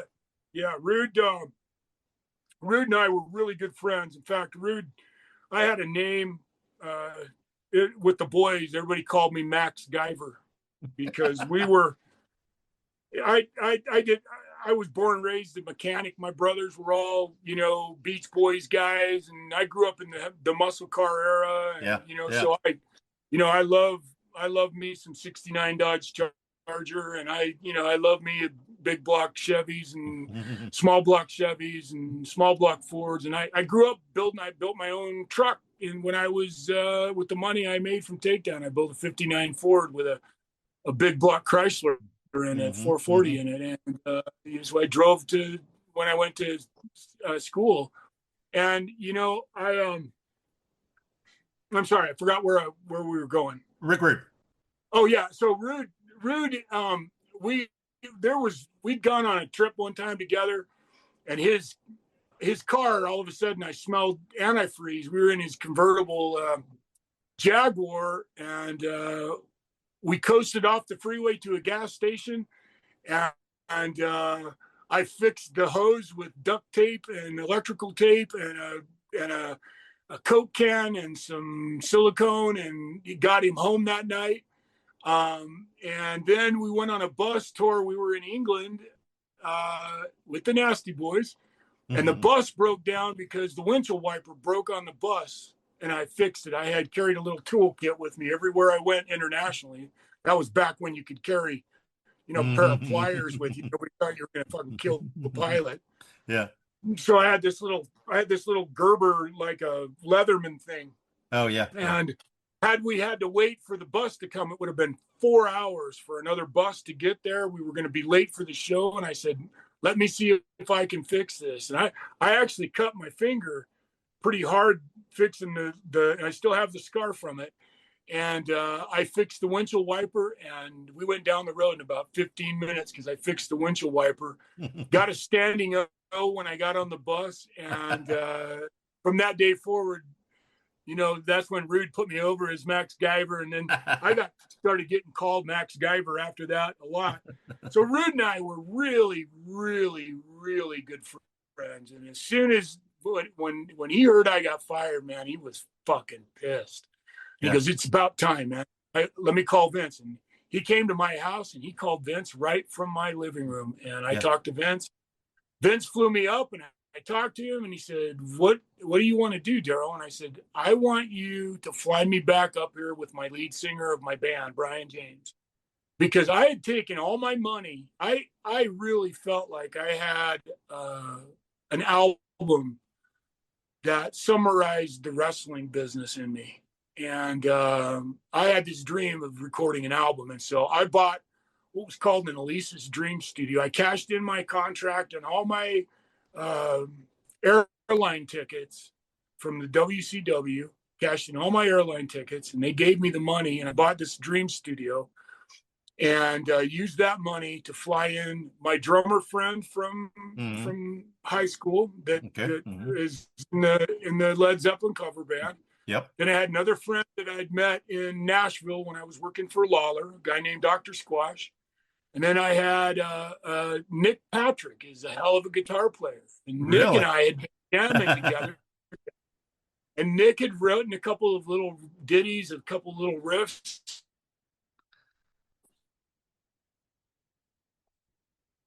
Was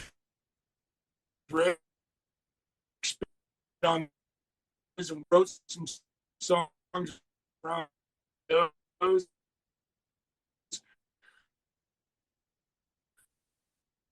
Singer and everything. And Brad agreed to do it and was going to sing in my band and signed a contract actually with an agent with us and everything. Never showed up to a practice after that. Wouldn't show up. And that's how I met Brian. I met his brother, Brian. Brian called me on the phone one day and he said, actually, Dennis Knight called me and said, hey, we're down here at Outback. Come down and I know this, I'm taking a long way to this because that's okay. The question is about Rude. Yeah. But he said, we're down here at Outback. And he said, there's somebody down here you need to meet. And I said, okay. And so it was just a couple blocks away. And I loved going down to Outback and having food with Dennis and Mark Canterbury. And went down there and Brian was there. Brian James was there and Road Dogg. And Brian goes, listen, I know my brother walked out on you. He said, but I can sing. I said, yeah, I can't do that to your brother until your brother tells me no, I'm not going to do it. I'm not going to. And I know you guys are a tight family. I'm not taking a chance on, pissing your dad. I'm not going to piss the bullet off. And, your other two brothers, Scotty, I'm just not going to do it. And he goes, no, Brian, Brad is the one that told me I can do this. I said, let me come to your house and I'll sing for you. And I said, okay. So we went to the house and there's this song by Four Non Blondes called, I think it's called What's Going On. Yep. Hey, yeah.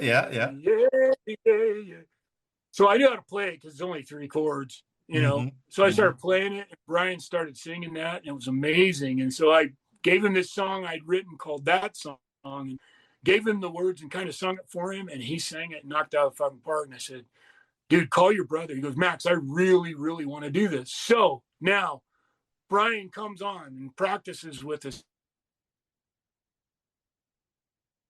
I've recorded probably 10 of the songs that I wanted to record. And I go to Vince, and Vince says, what do you want to do? And I said, you need to fly me and Brian back up here. You need to hear Brian so we can put this whole thing together and put this band together, and we'll come and do this thing in the WWE. And so he said, okay, let me hear you two. And so Brian and I flew to New York, and we sang in front of Vince. We sang What's Going On, and then we sang Plush, and then we sang this song I had written called That Song. And we just went one song right after another. We didn't take a break. And when we finished, Vince looked at me and goes, I'm in, we're doing this. Where do we start? And so he let Brian go, and he asked me, what do you want to do, Max? How do you want to do this? And I said, hire Brian, get him here right now, get the angles going that you want to do. You know, let's start developing the angle of how we want to do this, and how he's, you know, how we're going to get to the point where he and I end up together, and then we end up on stage with Living Insanity, which was my band. And then I said, oh, by the way, I have another element that I can add to this. And he goes, what's that? And I said, Steve Miller. And he went, Steve Miller as in Keep On Rocking Me, Baby? Steve Miller? Yeah, I said, that guy. And he goes, what do you mean, Steve Miller? I said, well, he's heard my music, and he called me on the phone, and he wants to be my manager in the wrestling business. He wants to come on board and be my manager. And he wants to be the guy that throws a contract down and says, you guys can't do that to Max. He's got this. I'm his manager. And we'll end up doing something with Steve too, like at WrestleMania or something like that. And Vince's eyes just fucking lit up. And I'm like, wow, this, you know, I'm like, the shit's on, right? Yeah. And, you know, somehow, you know, I mean, there's so many elements of how this whole thing blew up, but it just all blew up. I had so many people on the back just fighting so hard against me. And every time I tried to take a step forward, it would go backwards. Like one night, Vince wanted me to play in Madison Square Garden, but the problem was he wanted me to play in Madison Square Garden with the equipment you'd play in a bar with 200 people. You know, and I'm going, Vince, I can't do this, man. I'm not going to be able to hear myself. It's going to go bad. It's not going to work. He goes, no, you need to go out and do this. And I said, Vince, I please, if we're going to do this, let's do it fucking right. So the very first time people get to see this, they have at least an honest assessment, and it's done well and done right. And I don't know all the people that were, you know, I have a feeling the clique was involved in trying to bury me at this moment too. But man, they put me out in Madison Square Garden with this system, and I couldn't hear, and I got booed. I got booed, and because I could, when as soon as the crowd started making noise, I couldn't hear myself play. I couldn't hear the track. I couldn't hear myself play, and it went horribly south. Yeah. And you know, there was just one element like that after another, and then finally, one day, J.J. Dillon called me on the phone, and this is when Be My Baby, so the angle was going to be that Be My Baby Tonight came out, and Jeff Jarrett was going to take credit for it.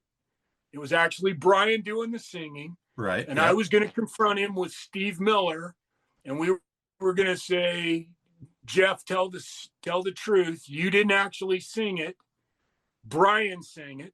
And then we were going to go to WrestleMania, and Brian was going to sing Be My Baby Tonight, as well as Steve and then Steve was going to be there, and we were going to do some Living Insanity stuff, and it was going to be this amazing piece. And I don't know any of the details. I just know that Brian left the WWF with Jeff Jarrett because Jeff Jarrett didn't want to expose that. And that fell apart. And then they still wanted to bring the Steve Miller thing on board. I'm glad that actually probably didn't happen, because had it of, I would have lost complete control over it, because I had no control by then anyway. They wouldn't let me play my own music. None of my guitar sounds were me, except the only time I ever got to play the guitar was when I went to the ring and I was playing to a Jim Johnston backing track. And I just hated what Jim Johnston did to me. With all of my heart. I hated everything about what Jim Johnston turned me into. I'm not a tie-dye guy. I'm not a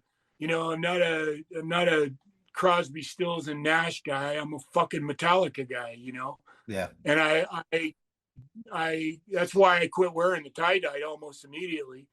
And then finally JJ called me on the phone. He said, "Hey, Daryl, we're going to call Steve. We want to get this thing set up for WrestleMania." And I said, "Okay." So he called Steve. He called me back, and he goes, JJ says, "What kind of rib is this?" And I'm like, "What do you mean, what kind of rib is this?" He goes, "We just talked to Steve, and he said no." I said, "What?" He said, "Yeah, he said no." And Steve Miller, you got to understand, this guy called me from his fucking tour bus to ask me to do this.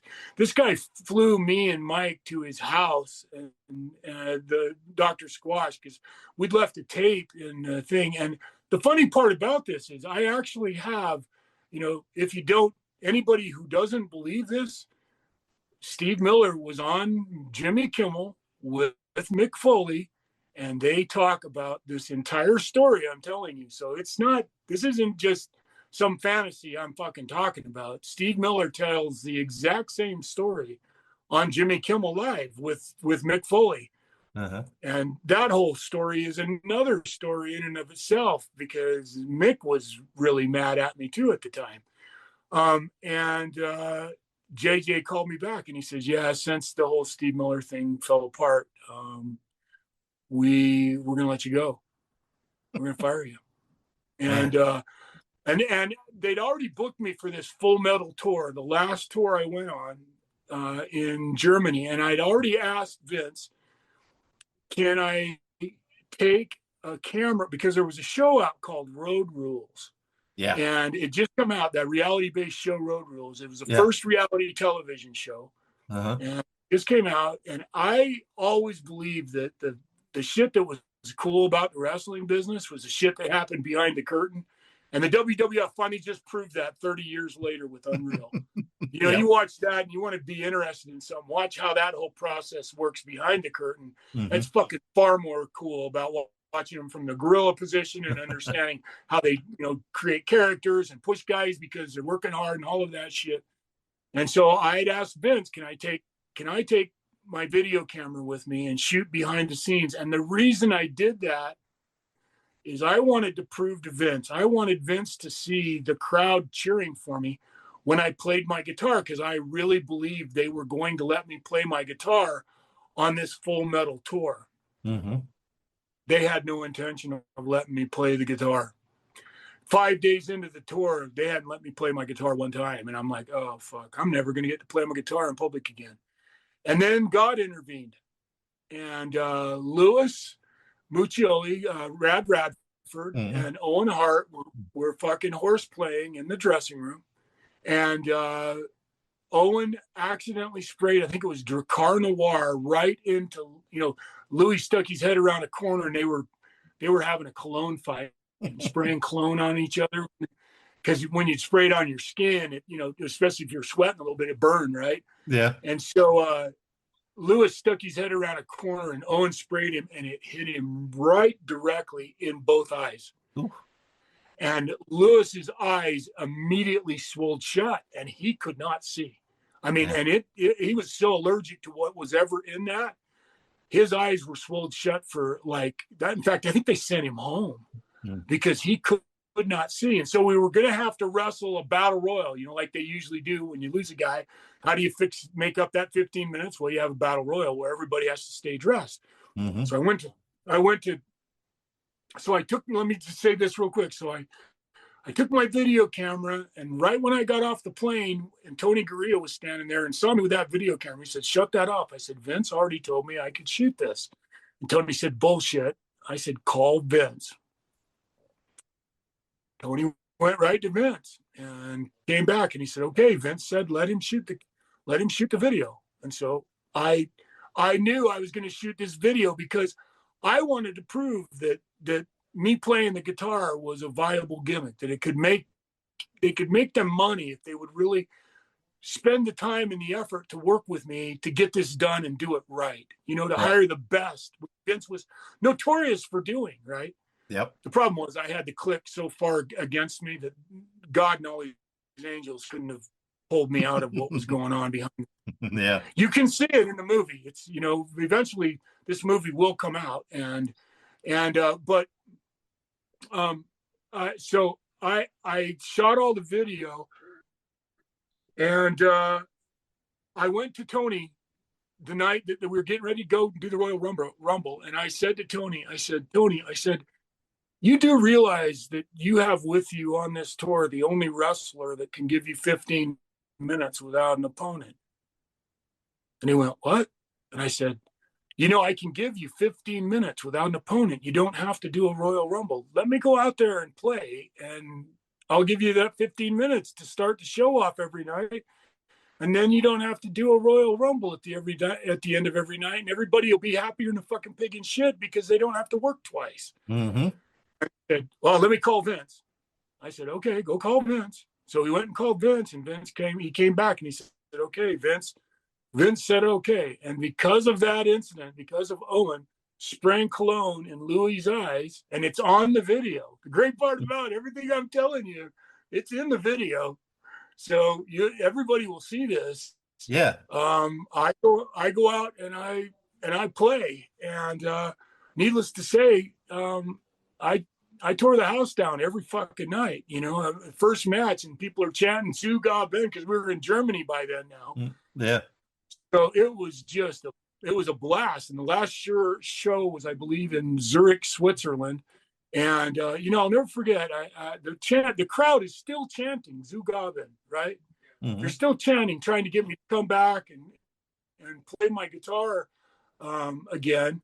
And I walked by Kevin Nash, and Kevin Nash looks at me and he goes, "Yeah, that's never going to work." And I'm like, am I deaf, or are you not hearing that, Kevin? Because this did work.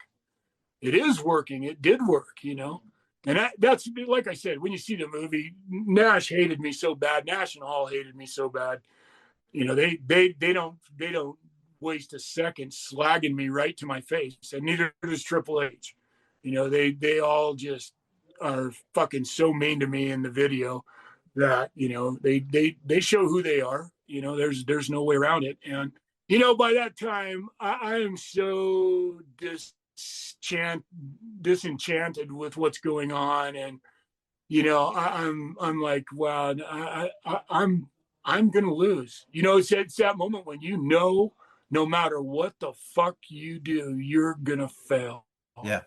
And I knew I'm gonna leave the ring with people chanting, "Do it again." And I was never going to play in the WWF again, Yeah. So people always ask me about the WWF guitar. I don't have any positive feelings about the WWF guitar.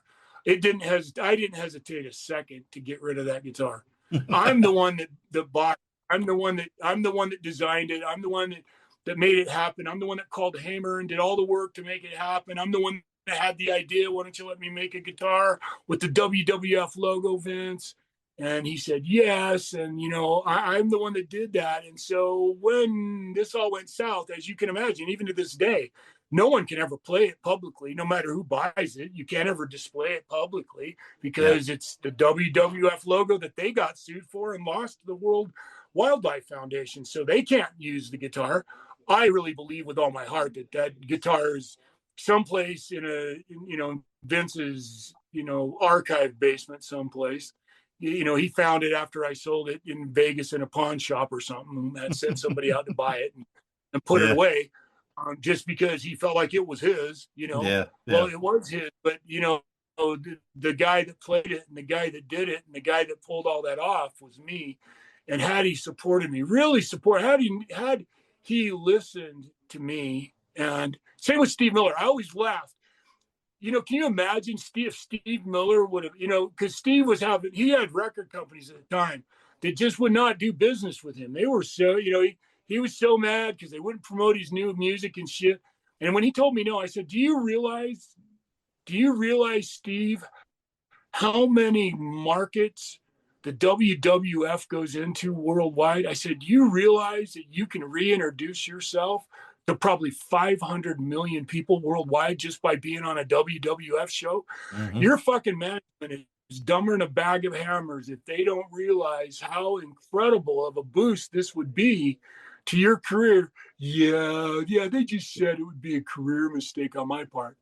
Why? Because you're fucking headlining shows with, the current bands. You go out and you do nostalgia shows and he does good. I mean, he's still Steve Miller, don't get me wrong, but what a great way to introduce yourself to a brand new audience and sell your record. You could probably work a deal out with Vince and sell your records. And the same thing with Vince.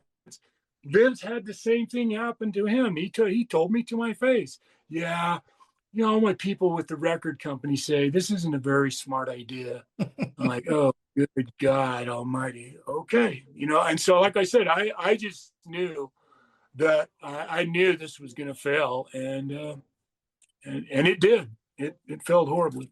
Yeah. Well, I mean, and since retiring, right? You retired a few years later, right? I mean, what have you been up to? I mean, you talk about, you have this footage. You've talked about releasing this documentary. Is that something you speak like it's still in the plans? I'm not done yet. Now the funny part is because like now the movie, I'm really, really hoping that I'm kind of in the middle of something right now, and we'll see what happens. I'm hoping that it comes to fruition. I really want this movie to come out now, because now it even makes what I'm saying that much more prophetic. And I think the American public loves an underdog, and that, because everything I'm telling you, I don't have to lie about it. The movie proves it all. Yep. And as of right now, it's almost legendary because everybody thinks it's been confiscated and Vince shut it down and nobody wants it to come out. And I like I said, I don't want to talk too much about it because I'm still in the works, and I am going to write a book. There's no way around it. I will write a book. In fact, I'm working on that as we speak. In fact, while we were talking, I'm hoping I've got a guy call me about that right now, because I really do think I need to write a book, because there's not very many people that have been through what I've been through. And it's funny, I didn't even tell you about being raised in a mental hospital. And no, that's some crazy. We'll save that for the book. Save that for the book. That's it, exactly. I mean, that's just leading up to me being an amateur wrestler and growing up in Pleasant Grove, Utah. Yeah. But there's so much more to this story. The New Japan Pro Wrestling, the time I spent in Germany, time I was in the CWA and with Lawler, and so there's tons of other stuff that go with that. Yeah, there's lots more. I mean, we could have gone into, but we hit the highlights, but man, there's so much more. That we could have explored. I'm hoping that my plan is for it all to come out.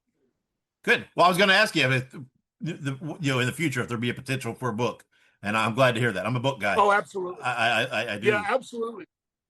Yeah, because to tell that, there's so much detail that, in an interview of 2 or 3 hours, I don't care. I have to leave, 95% of it out, Absolutely. And there's a lot of good stuff out there still. Yeah. And you've got an action figure coming out, right, from Hassel Toys. Is that still in the works? Yeah. I haven't heard from him in a while, so it should be soon. I'm hoping that happens soon as well.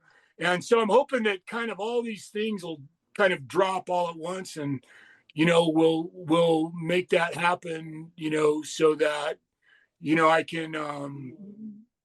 can make things, productive again, because, I didn't make any money in the business. I never never got that shot to really make any money, and I got shut down before I got to. And I know I'm never going to. I'm not gonna. The business is, once the business left me behind, I never got a call going, Max, maybe you do have a couple of ideas we might be interested in, or maybe you would be good at working in television and film because, oh, by the way, you do have a degree in television and film. And, for whatever reason, I burned enough bridges that I just have never had any of those opportunities. And people I thought were really good friends that I thought would show up for me in those moments and maybe give me a phone call and say, hey, why don't you come? Let's do something together. Just never did that. And that's pro wrestling, isn't it? That's the way it works. Well, you can't. Sometimes the last thing I can do is sit around and cry over that. Absolutely, yeah. Well, it is. And it is a good time to cash in on the nostalgia bit, right? Because it is. Well, that's if I can, I will. No, it's a very big thing right now, right? People they love the action figures, they love the books, they love the characters and the wrestlers that they don't get everywhere else. So they like to dig a little deeper, and you fit right in that, right? And you got a lot of amazing stories. I mean, we talked. What did we talk for? 2 hours maybe. And like you said, man, we just touched the surface. I mean, we could so much absolutely. more.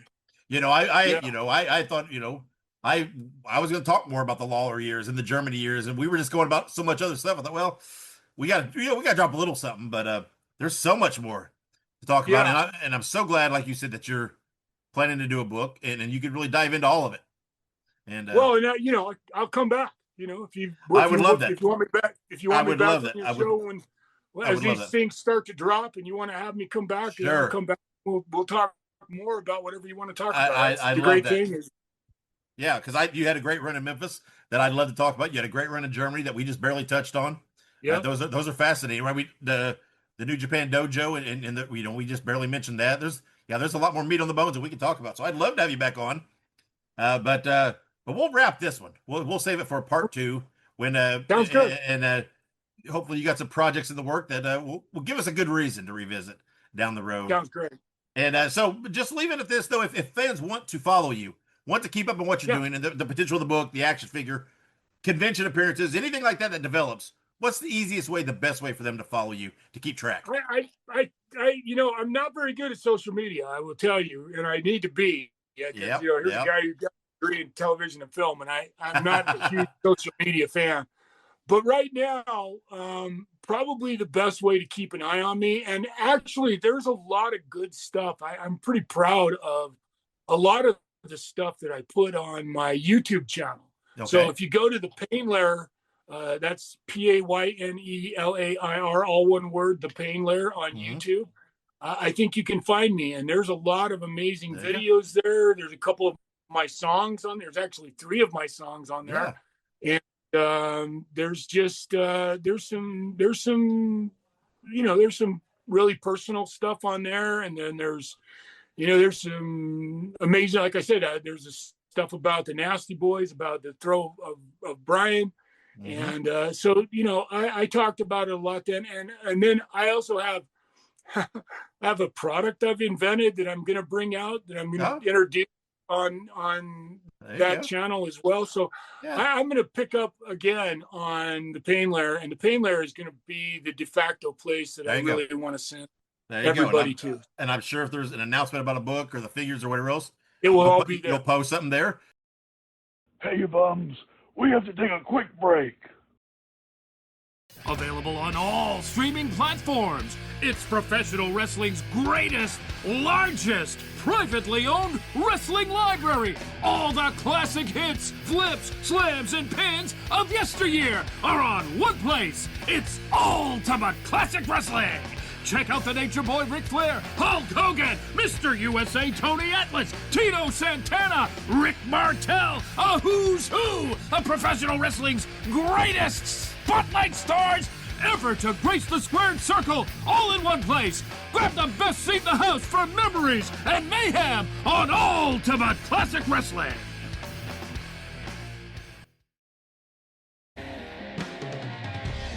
Hey guys, Ray Russell here. Lots of new stuff happening here at WrestleCopia, If you haven't checked out our website at WrestleCopia.com, it's a great way to keep up with the latest episodes of all of your favorite Copia programming, from the Wrestling Memory Grenade to Regional Wrestling with the Territory Talk, the Wrestling Stoop with the legendary Bob Roop, and of course all of those programs also available at your favorite podcast streaming platforms. And if you want to stay up to date with everything going on in the Copia world, all the latest news, random thoughts, fun videos, pictures, and more, make sure to join the more than 33,000 followers over at Facebook.com/Wrestling Grenade. Don't be left out. And last but definitely not least, it's what keeps the entire machine going. I'm talking about Patreon.com/WrestleCopia. We appreciate your support in helping us pay the bills to keep the WrestleCopia Podcast Network running and enabling us to continue to bring you all of the quality programming that we offer. We're back on Wrestling Nostalgia. All right. And thank you to Max for coming on the show. Once again, there will be a part 2.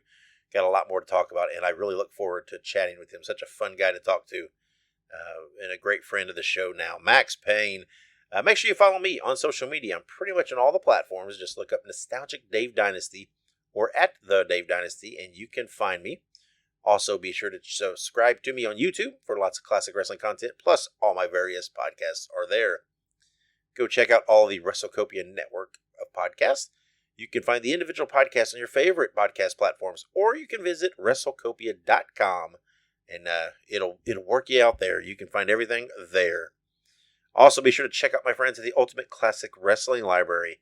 Visit ClassicWrestling.net to sign up for your account, and then download the app on all of your smart devices. All right, on next week's episode, I will be joined by Jordy Day, and we're going to talk about the new movie that he produced and directed, the new documentary, about Raven, called Nevermore, The Raven Effect. I'm excited about this. I'm a fan of Ravens, and I'm looking forward to it. I watched the documentary. Absolutely spectacular, so good. And I am looking forward to talking to Jordy about that process and working with everybody on that. So tune in next episode to hear all that. Thank you for listening, guys. Thank you for following me on social media. Thank you for all your love and support. Thank you for subscribing to the show. You guys are absolutely amazing. I couldn't ask for more from my listeners and followers. Just keep it up, guys. I absolutely love your energy. But always remember, wherever you go, whatever you do, be good, be safe, and keep on growing. Fans, we brought you All-Star Championship Wrestling. This is Sam Manager thanking you for being with us and saying until next time, so long, everyone. Wrestling Nostalgia is copyright Dave Dynasty. Bruiser voice done by John Lawson.